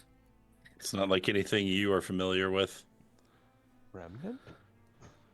I'm going to catch up with the others. We're in the material plane. What? We are What? outside the Mistlands? Yes, we are in the material plane. What? Which one? Which one specifically I could not tell you, but we are in a place right now called Cloud Peaks.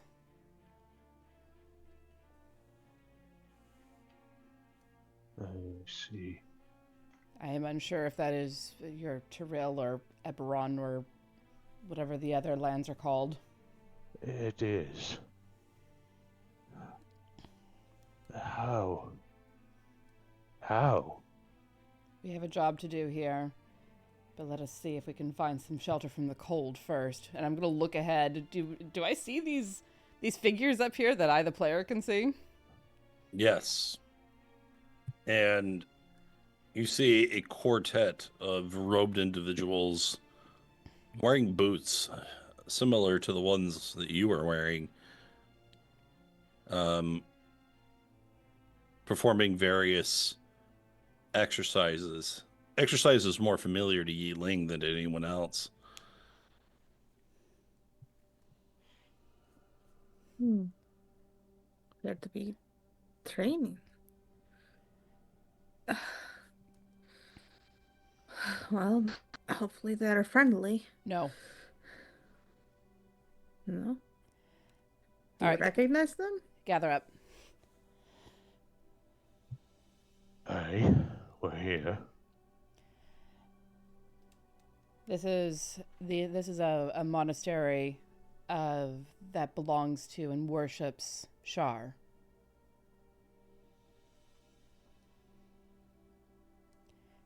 The hell's going on with Shah? She First your elf friend back in a calf, and now we're at this monastery here. you mentioned previously, and Loraphyra is shivering, but she kind of like wraps her arms around herself and just shrugs into herself. There are other entities that are interested in what we're doing, and Shar seems to be one of them. Why would the Raven Queen send us here? Aren't they competing or something? Yes. And that's why we're here, to take a piece off the board. Aye. We're her little hit squad. These are the Dark Moon monks. This is thought to be where the shadow monk tradition is taught or began. What's that? What you can do, but shadows. I mean, okay. Yi-Ling, you know very little about this, but you do remember in part of your training mention of forbidden arts born of shadow. Hmm. Well, that's just great. We are here to take out two people specifically, Tharug the Devoted and Algareth. Algareth is our primary target. They're expecting visits from Sun Soul monks. We are not that. We are exactly the opposite. And there is a very real chance that Shar is going to, once she realizes that we're here, send her avatar to come and deal with us. When that happens, we can exit stage right through the mists, and we'll be caught and taken. The goal is to deal with these two people before the avatar arrives. We couldn't know this before we came here. I couldn't know it either. Sorry. All right, Drausken, what's the strategy here? Or we freeze to death?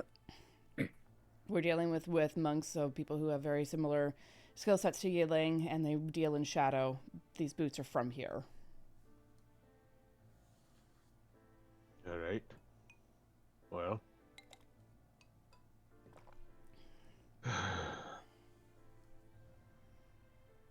Probably move ahead. Figure out how many people are around here. If they're a shadow. It's pretty fucking dark out. Does all of this count as shadow? I imagine when you get far enough from a torch. That is the night sky, is it not? I mean, the moon has weird things, but that is a moon. That's right? Soluna's tears. I think my right, mother you're talked not about here. that. I don't remember much. I guess she mentioned it. It's fine. Alright, well, I mean, I have my bow. I could try to take some out from a distance and close in fast, but I don't know anything about these shadow abilities. They are in the middle of a great deal of light right now. Where all of the torchlights converge. My robe of stars can do the magic missile thing, and I think let me open it up. There's something I feel like it can do a light thing too. Well, let's put it this way. Unless our targets are one of those folks up there, we can't let them sound any kind of alarm. Correct. Because if there are more, and they get reinforcements, then Avatar or no, we're going to be in a world of trouble. So we're going to need to hit hard and fast, and nobody gets away. Kind of wish we had that stupid lion with us still. If I could nothing try else, he to was bring good at another chasing one. down. No, he means the wild. Oh, different line, I see. But I do have the rest bag of tricks. We need a distraction. That is a great deal of sound. I think we need to be as quiet as possible. So are we to get as trying close to as possible. assassinate them? Yeah. Unless you want them running back and sounding the alarm. If this is some kind of fortress, you can bet on a few dozen guards probably coming to reinforce them. That's not a fight I'd rather get into right now. Just, Do you think, had you the means and the speed, do you think you could cut off their route of escape? I don't know. Had I the means and the speed, do I think I could cut off Yi-Ling from running away? Not sure. Fact is, I'm kind of slow and heavy, and if they're as fast and nimble as she is, I don't think I'd be doing much in the way of stopping them. would it be advantageous for me to run around? Wait, is there like a cave entrance or something? Or is it just a giant statue? This is probably all we can see. It is kind of shitty conditions. Yeah. Straining to see through the constant wind and ice blowing in our faces. Yeah. I mean, I think we need to move fast and hit hard before we freeze. That's a fact. I can get behind them probably very quickly, but after that, it would be a while before you all caught up. Here's the goal. Drausken, Get I in. could deliver you to their back line. Sorry, say that again? All right. Sounds good. Lynn can get Drausken to the back line, and I'm more ranged than anything else. I also have now multiple Misty Steps at my disposal. Uh-huh. So perhaps Drausken and I get behind, and then you and Lynn hit them from a distance while we engage them as quickly as possible. Lynn, does your method of getting Drausken behind them involve you going as well? Yes. All right. Okay, let me just... Honestly, having three behind them and me coming along this way with ranged attacks seems like a reasonable way to handle it. It's fine.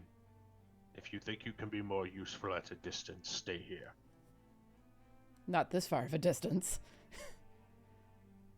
I'd have to do math now. Ew, math. I know. Yeah. So I think we get as close as we can, as quietly as we can, and then take it from there.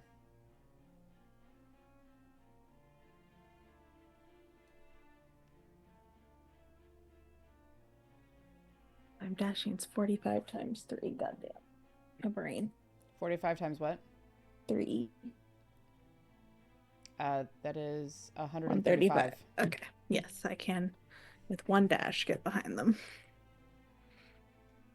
Clicks her Move up to the heels, torches. activates her boots of speed. Unless there's some kind of means of detecting us, being behind the light will be advantageous. Well, with all this snow, and perhaps with my robe, I sort of blend into the rocks. Let's go. We're Let's moving. go. Very well. Drausken.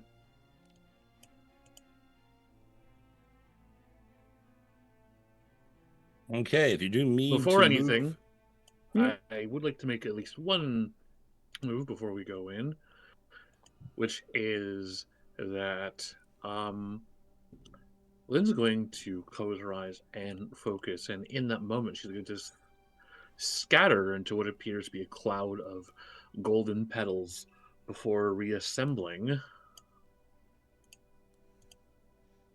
as a pale horse, still somewhat dead in its appearance, but this time its veins are glowing with gold. Oh. Her ability's got to level up. Very nice. A lot less inconspicuous, though. okay. As the pale horse of gold emerges into the light, the monks scatter. Or rather, they move to do so. Let's see. Damn it. This one moves in this direction. Oh, we don't even get to roll initiative first? Alright. This no, one we gave away our position. and this one.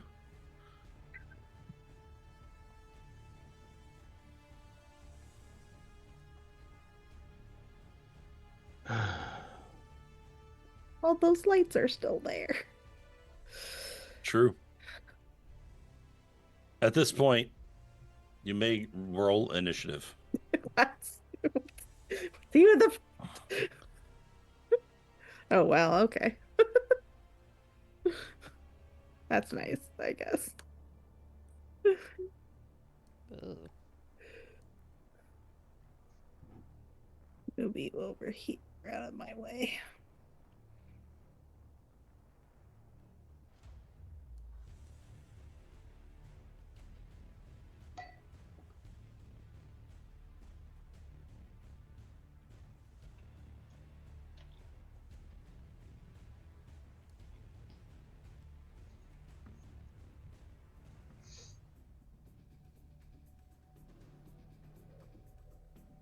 Okay. Adding them in. Granting them their initiative.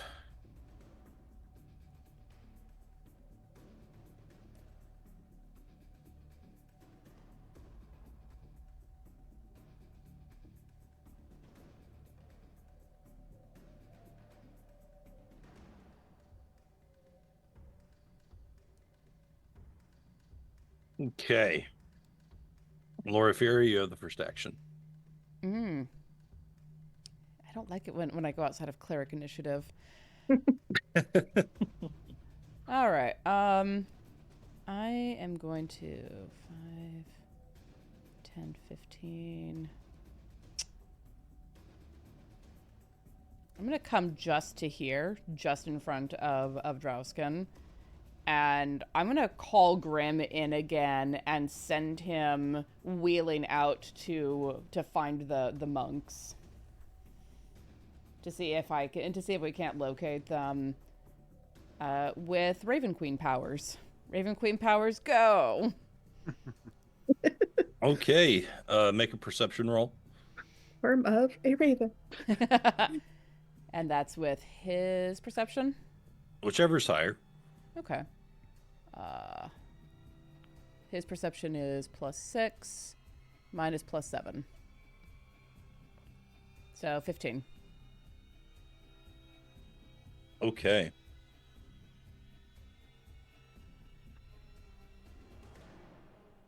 Well, he doesn't see anything.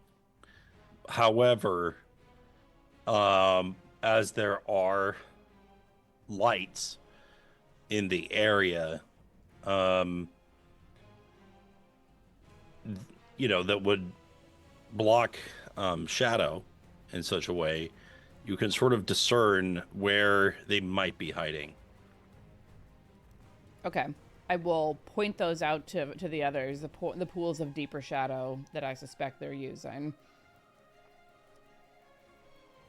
And that is my turn. Okay, so with that, I just realized I could probably make this a little bit easier on all of us. We love easier. Yeah, why would you do that? I would love it if you did that. Let's see.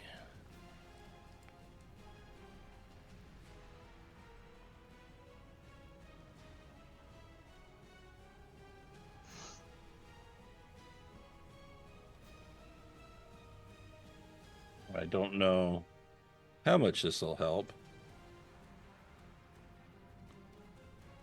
But I am dimming the lights. Ooh.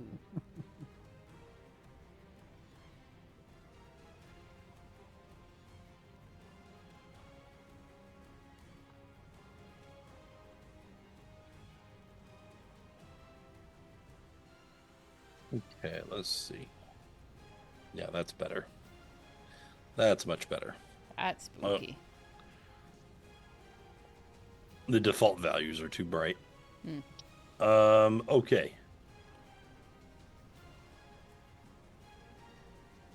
Drausken, it is your turn. All right. He is going to grunt discontentedly and then start trudging forward into the central area. Trudging, grudging curmudgeon. Trudging, grudging, curmudgeon. Yes.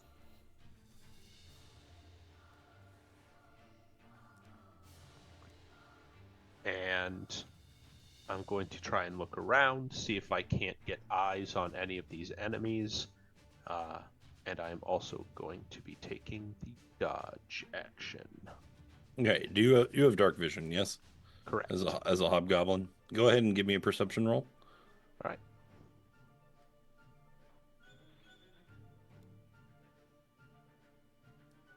Okay. Very good. Drausken, you do manage to spot 1, 2 of them.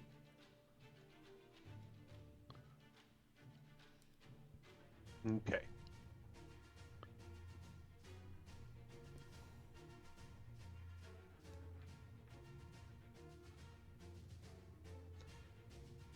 He will kind of call out, "Be careful. They could be on either side of us." Subtle. That'll be that. Lynn. He's a hobgoblin. Subtlety isn't exactly their thing. All right. I'm going That's to. racist. We're going to stride up to Drausken. Would it be possible to have Drausken use a reaction to mount up? It's fine with me if Drausken's okay with it. Drausken is not okay with it. Get wrecked. The element of his surprise has been lost, so. He's actually kind of physically uncomfortable with Yi-Ling right now. Or not Yi-Ling, Lynn. A bit of horse falls off on the ground.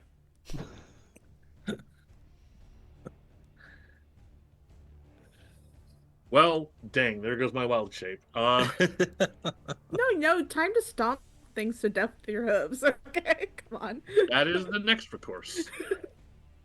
Recourse for the horse. There's 30 feet of movement. 60 will bring me here.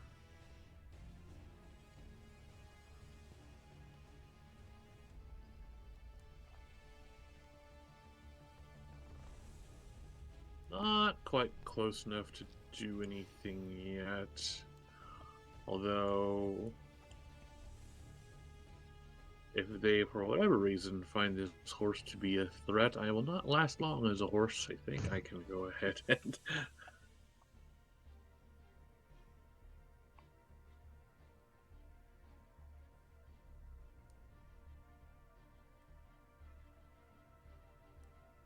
Yes.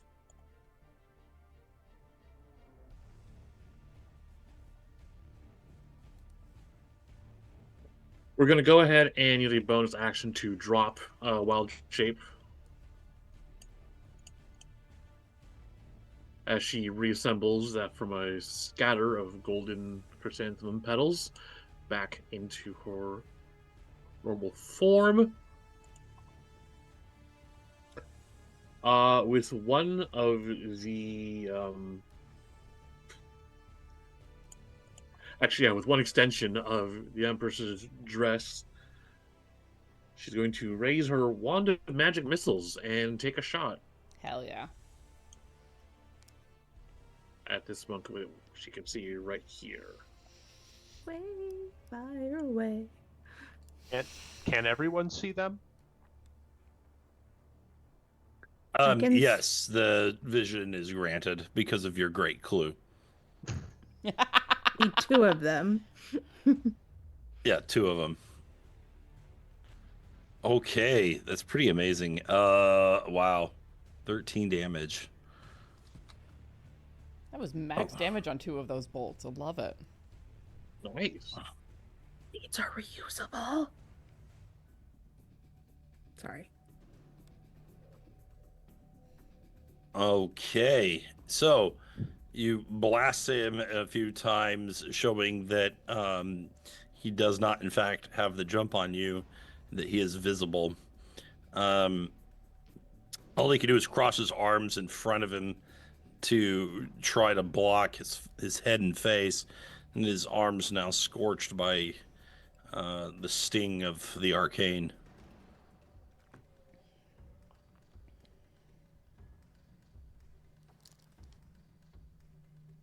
Anything else? That will be it for my turn. Yi-Ling?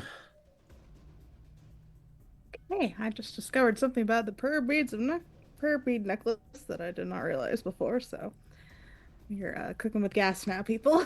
um, so Yi-Ling will step up and spot the two, and remember that they should focus fire, so she'll go after the one that has gone after. But for now, yeah. No, wait, I already activated my boot speed, so I can get all the way over with just my movement. Right? I went 45, and this is less than 45. All right, we're getting right up in this mofo's face. And she's going to grasp her necklace of prayer beads, grasp the fire opal, concentrate on it, and then when her pulls her hand away, it's covered with like rainbow fire.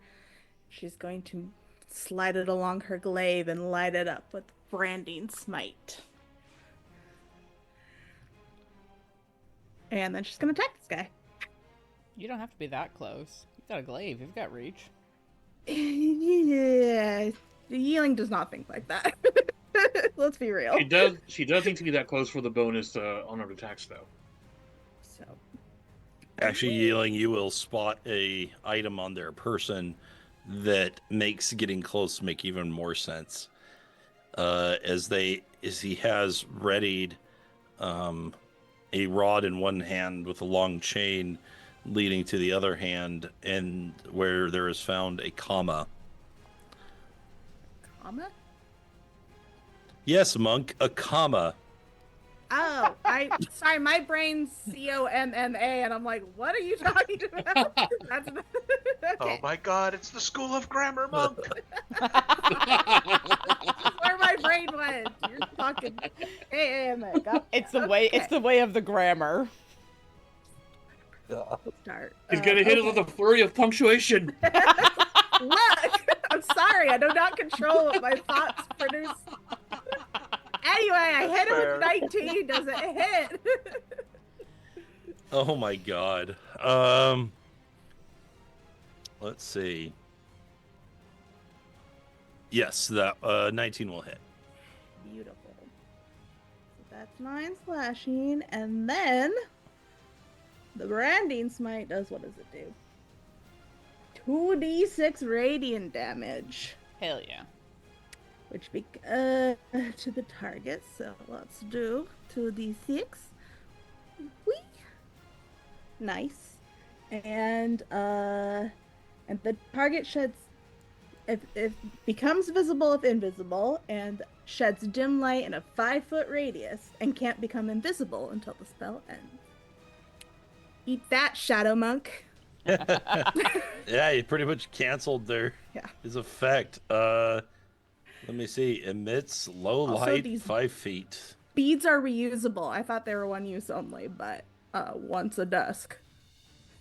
Nice. Anyway, nice. Emo magic item. Now I actually have to look up how long branding smite lasts. I think it's a minute and concentration. Yeah, it is concentration for sure. Okay. I need more tabs, but I get one more attack because I'm still on my attack action. Oh. I did movement, bonus action, and now. Oh, that probably doesn't hit. 10, no. Great. Okay. But one is good for now. Oh. Okay. All right, running through the shadows. This one appears and throws a small black object at you. Yi-Ling, let's see if this is a hit. You are struck with a black egg. And that's going to do 8 piercing damage. And you are blinded. And you will have to actively remove that disability, or an ally will need to do it for you. It is then going to throw a kunai, dealing 7 damage. And a second kunai, which I assume would miss, does a 14 hit. You're muted, Tanya. Thought I just unmuted myself. Sorry. No, my Kensei weapon, my AC is 16 right now. Okay. Alrighty. In that case, he then moves this away and attempts to vanish again. Let me see if he does okay with that. 13 medicine check. Oof. Oh, because it's actual stuff on my face? Okay. Sure. Well, all right. That was a This bad one- stuff. This one right here that is visible, he moves over to Drausken and gets right here and attempts to black egg him as well. 21. 21. I think we'll hit. Okay. I love how you don't know.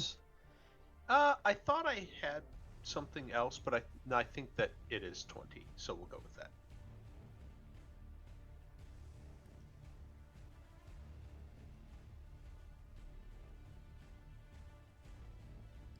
Okay, so we have got blindness spreading abroad. And he's going to swing with a chained comma. Since you are blinded, that will be a 22. But I'm also dodging. Okay, all right. So then that'll be 17 straight up, Which is a miss. which is a miss. Okay. Can't see, but I still got a shield, damn it. All right. And I know how to put it between me and the bad guy. You heard the chain clink. It bounces off. He turns, moves it about his feet. Of course, none of this you can see, but he then swings it out one more time, but gets 11. Or 22, actually, because it's straight up, Yeah, right? it's just straight up. Yep. All right, so 5 piercing damage. All right. You become grappled and wounded. And you can read that description at your leisure. And so he is done there. He obviously is not going to be able to move into stealth now. All right, and that brings us to Loraphyra. Okay, well, I can't do anything about Yi-Ling at the moment, but Drausken is within my reach, so 10, 15. I'm gonna run up beside him, behind him, and put a hand on his shoulder. It's me, and reach out to wipe the stuff off of his face, to perform a medicine check to get it off of him. Okay, go ahead. 23. Yep, that'll do it. So he is no longer blinded. At least it's something. Thanks. Yep. But he also got an artery. Just so you know. All right. We'll deal with that when it becomes more relevant. He kind of like lifts up his arm and shows where he has like a gash just below the armpit. Okay. Seeing that, I will use a spell slot to bonus action Healing Word. Okay. That will break out the wound. Just absolutely gets rid of it. Thank you. You're welcome. And then, recognizing that the monk might see me as a problem now, gonna move back over in this direction. And that is the end of my turn. Drausken, you're up, doing much better. All right. So some mechanical questions. Yeah. I am grappled. Yes. What does that mean for me? So normally, what grappled means is that you cannot move. Right. Now, I realize that mechanically speaking, it's a little weird. So and I didn't think about this until right now, which is weird. So what I'm going to say is I'm going to say you're essentially tethered to him. So you can't move away. Beautiful. Right. I don't wanna. I was gonna say, I don't see Drausken wanting to move further away from this problem right now.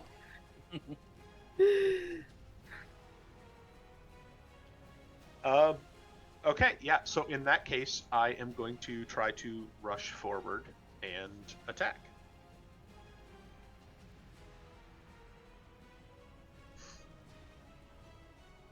And so we are going to run up and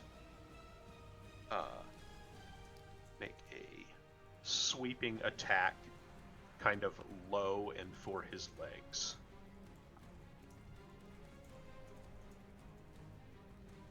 Okay. Which is a 22. That is a 22. That is going to hit.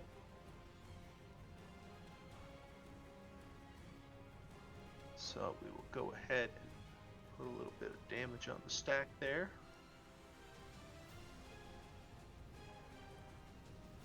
All right, so I have to make a con save?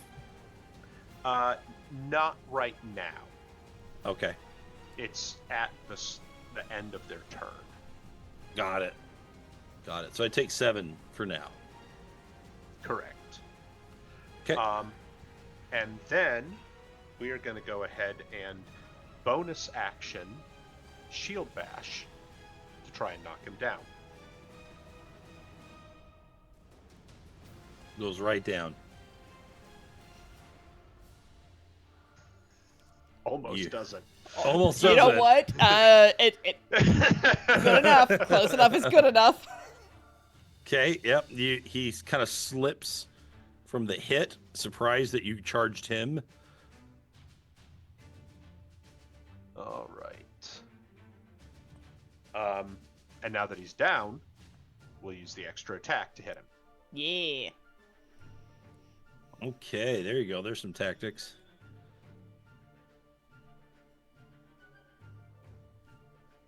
Oh, That's a 7.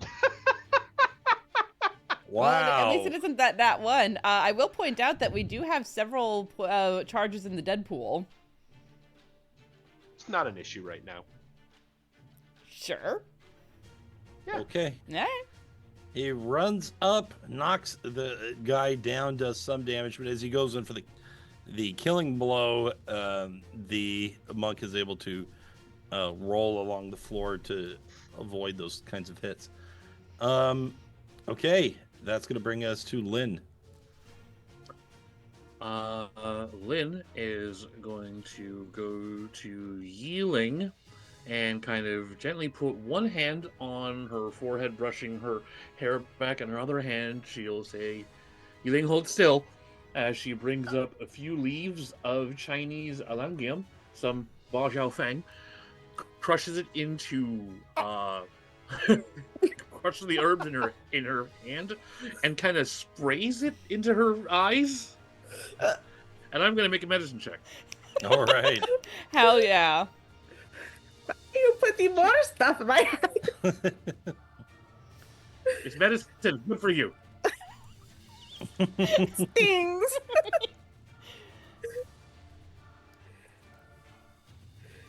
Did we good? Okay. Nice. 19 clears the DC 13. Yes, it does. Quite handily. That is better. Thank you. All right, and then we are going to go ahead and I'll give you use a bonus action, and at the same time give you 1d6 for Balm of the Summer Court.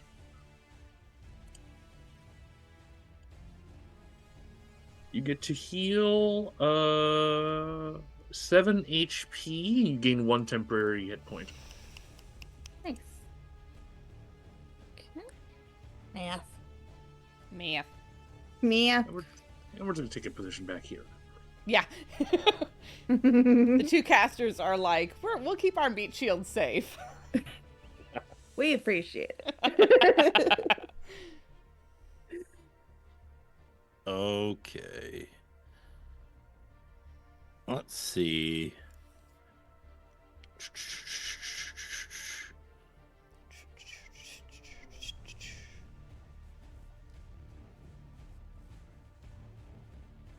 Let's go ahead and drop one of these bad boys.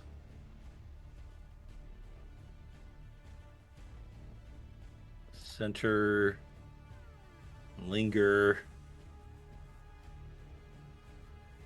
And we are going to do it right here. All right. And Drausken, everything around you goes completely silent.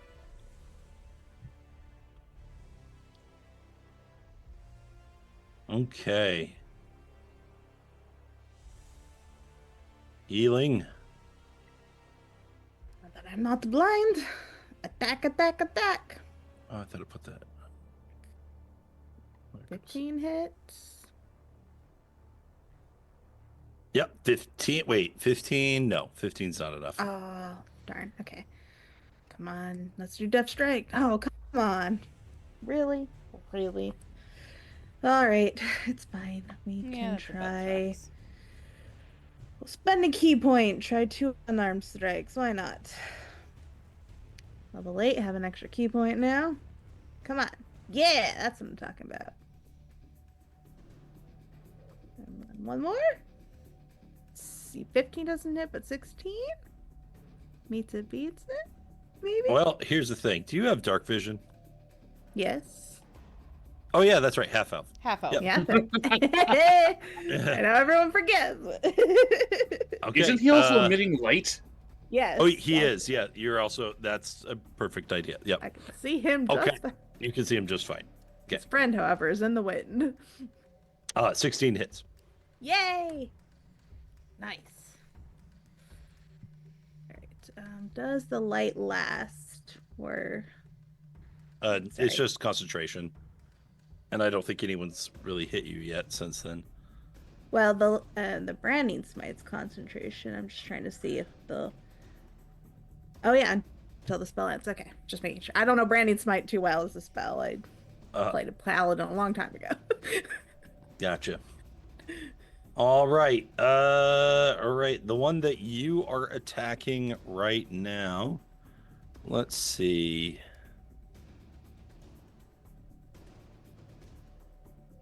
We are going to do one of these babies. Is he moves his hands about in a sort of Tai Chi drill fashion, and dark energy coalesces around his hand before he strikes out with a palm strike against you, Yi-Ling.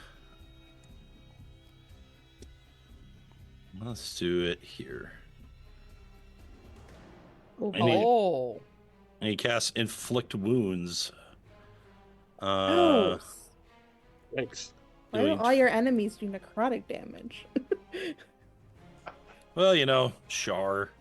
But it is 20. God, that's so much damage. 26. Ooh,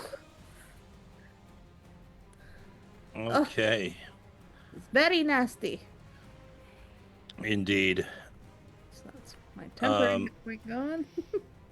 And let's see, that'll be a DC 13 concentration check. That's just a con Save. check, right? Con Con save? save. Okay. Oh boy. Well, there goes my branding smite. Okay. Glow fades away from her glaive. Okay. He is now going to move back in to the shadows. Attack of opportunity? Well, you see monk stuff. Especially Way of Shadow monk stuff. And he is going I did hear to use monk stuff vanish. against a monk. I know. I know. So wooed. Come back, you coward. Okay.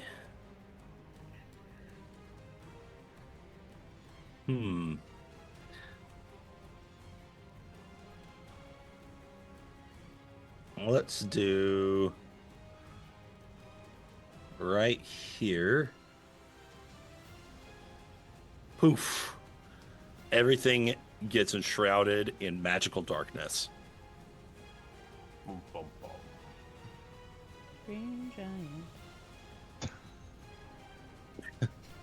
All right, the one on the ground is going to stand.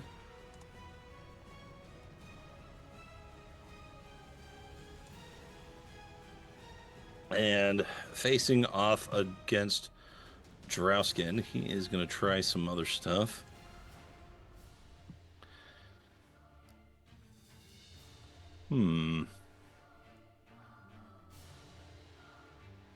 Let's do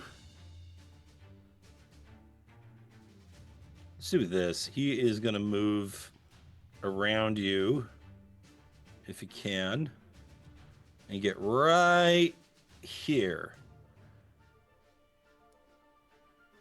I'm gonna take a smack at him. Yep, you can do that in this case because he is not doing monk stuff. At least not at the moment. All right. 20.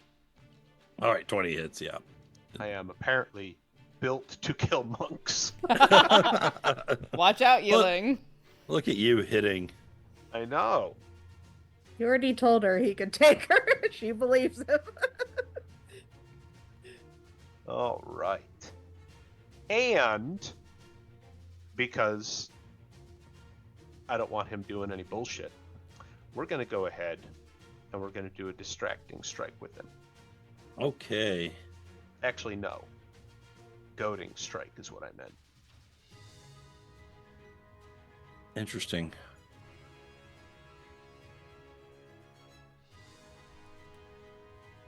Okay. All right. All right. A wisdom save. Okay. And let's add some superiority spice Oh, to the I didn't change that. damage. So it's going to be 8 points of damage total. Unfortunately, wisdom saves is something he's probably going to be rather competent at. But Well, guess not. typically. However, not this time. Not okay, well, today. the DC is 13, so I'll take it. Okay, so he takes 8 points of damage. And he is goaded. However, it was his plan to strike at you regardless, just maybe not in the way that you had expected. As he is going to perform a shadow dance and then explode out in a flurry of black tentacles. And striking both you and Yi-Ling, or you and Loraphyra. Okay.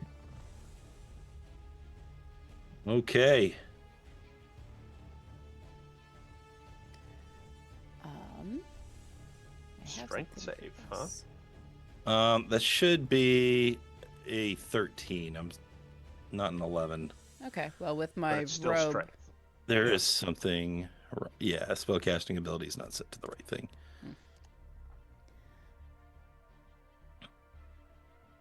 okay.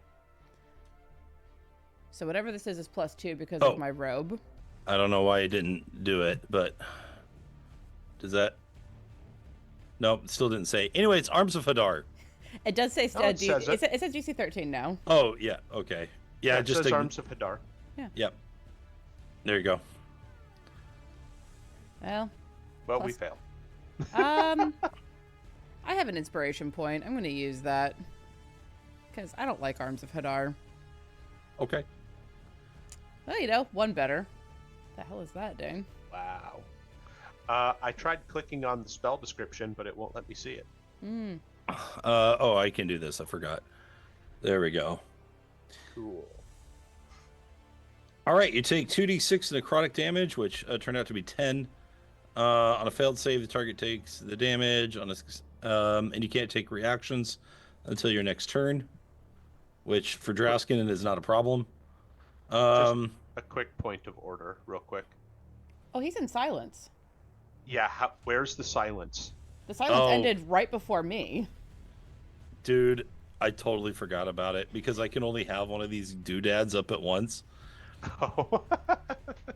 Okay, I literally can't even do that. Okay, well, don't I feel foolish? Take your initiative. So, anyways, I guess we don't worry about that. Instead, I'm taking that inspiration point back then. Look, if it didn't go off, I didn't have to make the strength check. No, I didn't have to make the strength check. all right, we'll just throw these at Drausken. Okay.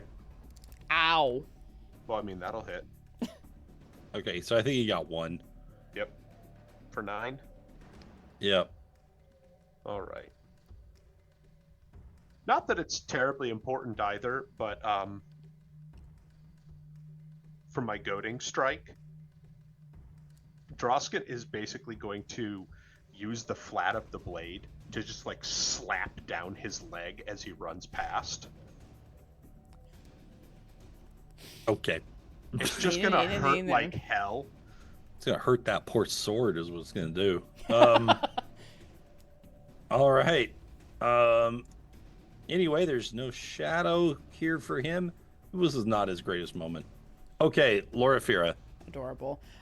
Question. I don't know silence super well. I am outside of the silence. Can I cast into silence since I'm outside? You can, yeah. Yes, sir. I also realized that you never rolled his constitution check or took his necrotic damage. There were 2 wounds, aren't there? I didn't take his... there were only 1 on the start of his turn, but he has 2 now. Ah, he's bleeding. Sort of wounding. Yep. Okay, how much damage? Just a d4.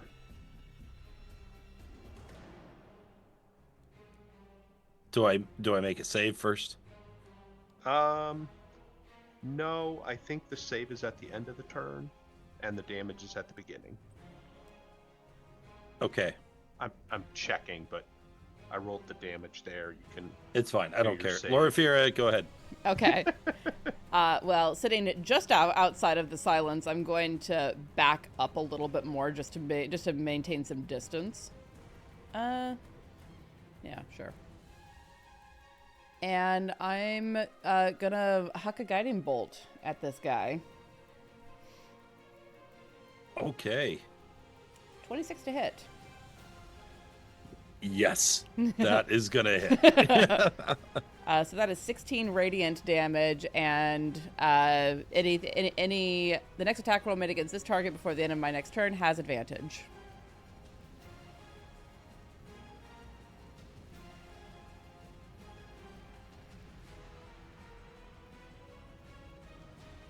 And also, it just amuses me tremendously to make a shadow monk be all bright and sparkly like a Christmas tree. It's the second one that's gotten lit up this combat. What I was trying to do. It's fun. The Sun Soul are here.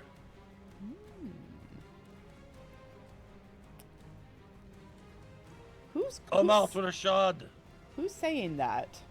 The one that you just shot. The one who's in the middle of silence?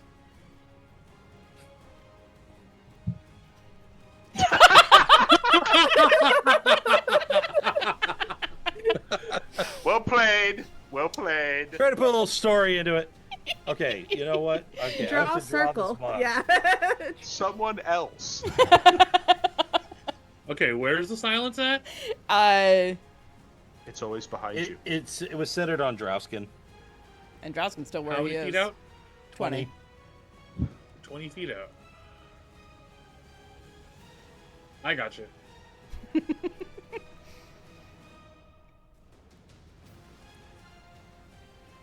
Okay. All right. We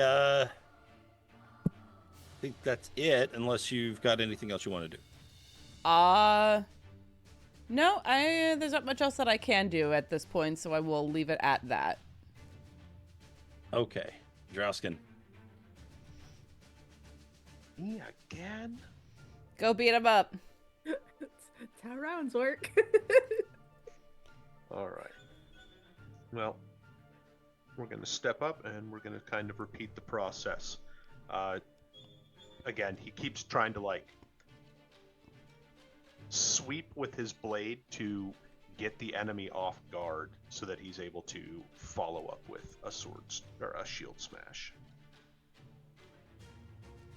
18 to hit. 18 hits. All right.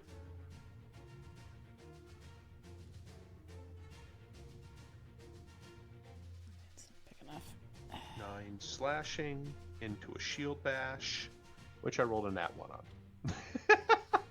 Go Okay. Finn. I do still technically have to roll. Because you can beat him on a 1, but not in this case. All right.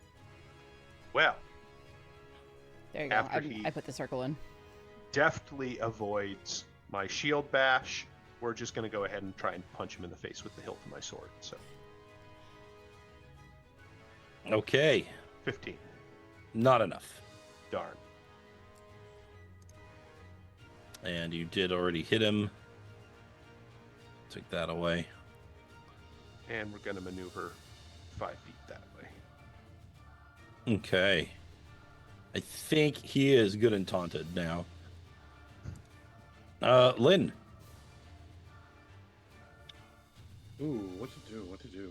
you're surrounded in black darkness. I feel like this is the most dangerous place we could possibly be in right now. So Lynn is going to grip the haft of Nera in her hands. Even cast in shadow, she can kind of feel the edge of its cold steel against the air. She's going to raise it above her and give it a swing and cut through the darkness. Okay. All right. It is third level or lower, so it just ends. Amazing. And what am I on the wrong tool? Do I have to? Okay, there we go. Whoosh! The darkness vanishes. Lynn, what is your passive perception?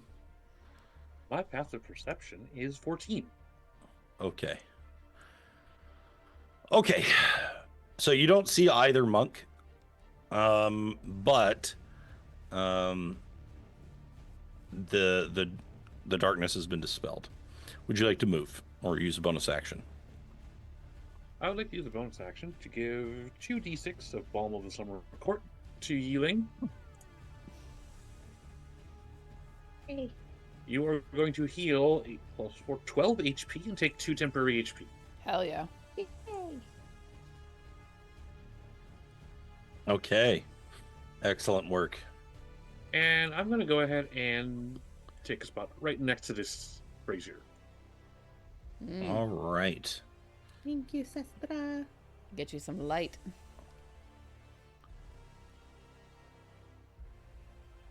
All right. We got another guy over here.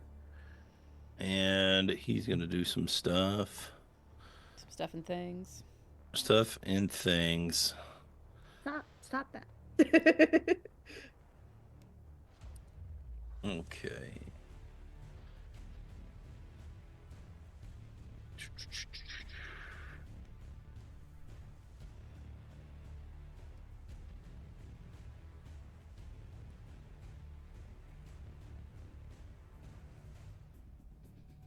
All right, Yi-Ling. Another monk appears before you Oh. and does nothing. Well, he's within 10 feet of me, so I'm going to use my whole arm attack of opportunity. Okay. Yeah. Hell yeah. Okay. Nice. That surprised swing. You jumping out of the shadows. I do not appreciate it. And with that, it is your turn. Okay, great. She'll just yeah, why not? She'll step in and attack. Attack. There we go.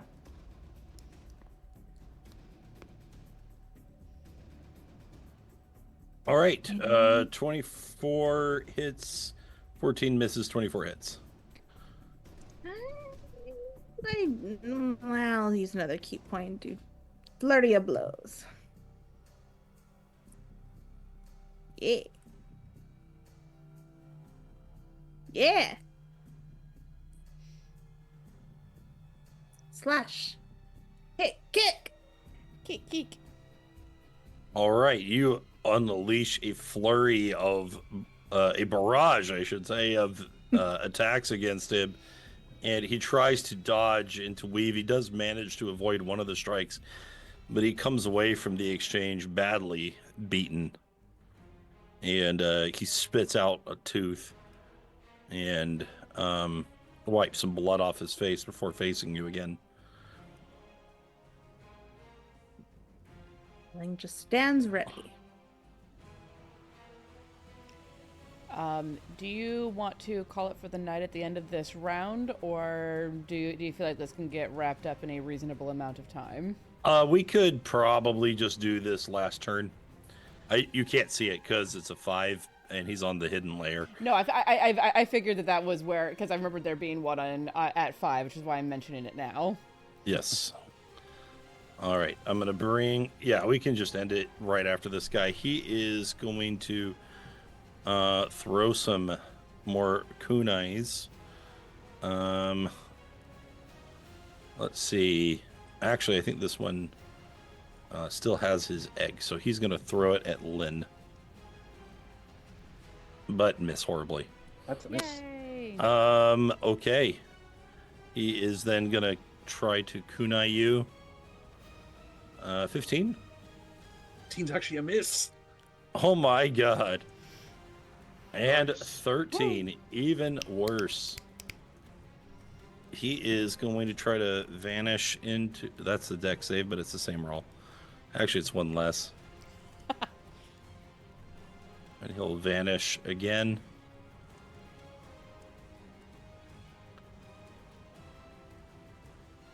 Okay. So right now, you can't see all of the monks. But one of them is definitely... Actually, two of them are well within your sights. And you have them both on the back foot. However, emerging from behind the statue,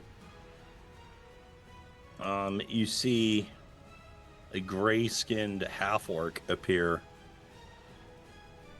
And let me see. Just let's see, quick preview.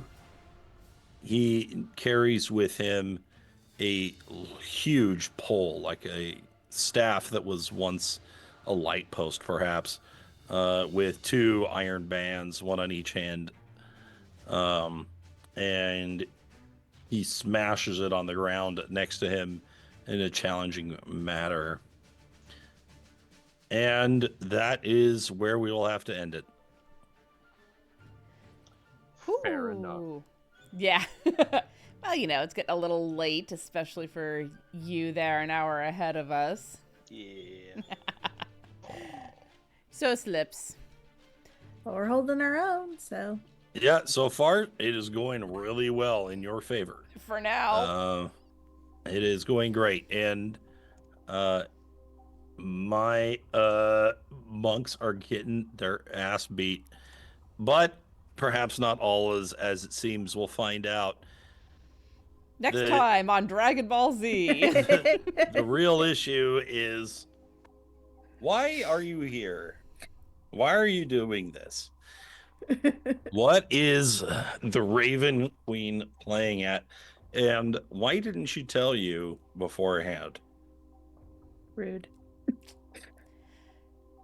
All that and more next week. Yep.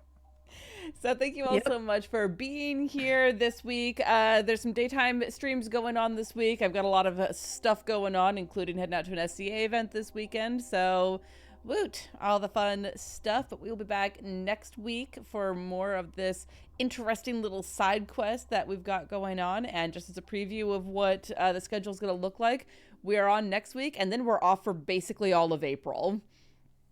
It's gonna be next week, and then I believe the final Tuesday of April is when we will be back after next week. So, enjoy us while we're here. We'll enjoy a little bit of a break. Well, I'll enjoy a little bit of a break. I know Dane gets cranky when he misses out on his games. So But yes, we will be back then at the end of April. So thank you all so much for being here, and I hope that your journey back to the Mushroom Circles is as calm and as peaceful as it is possible to be. And until we meet again, friends, stay safe, stay healthy, and I'll see you next time. We're going to raid out to Jen, tell her that I say hi. Catch y'all later.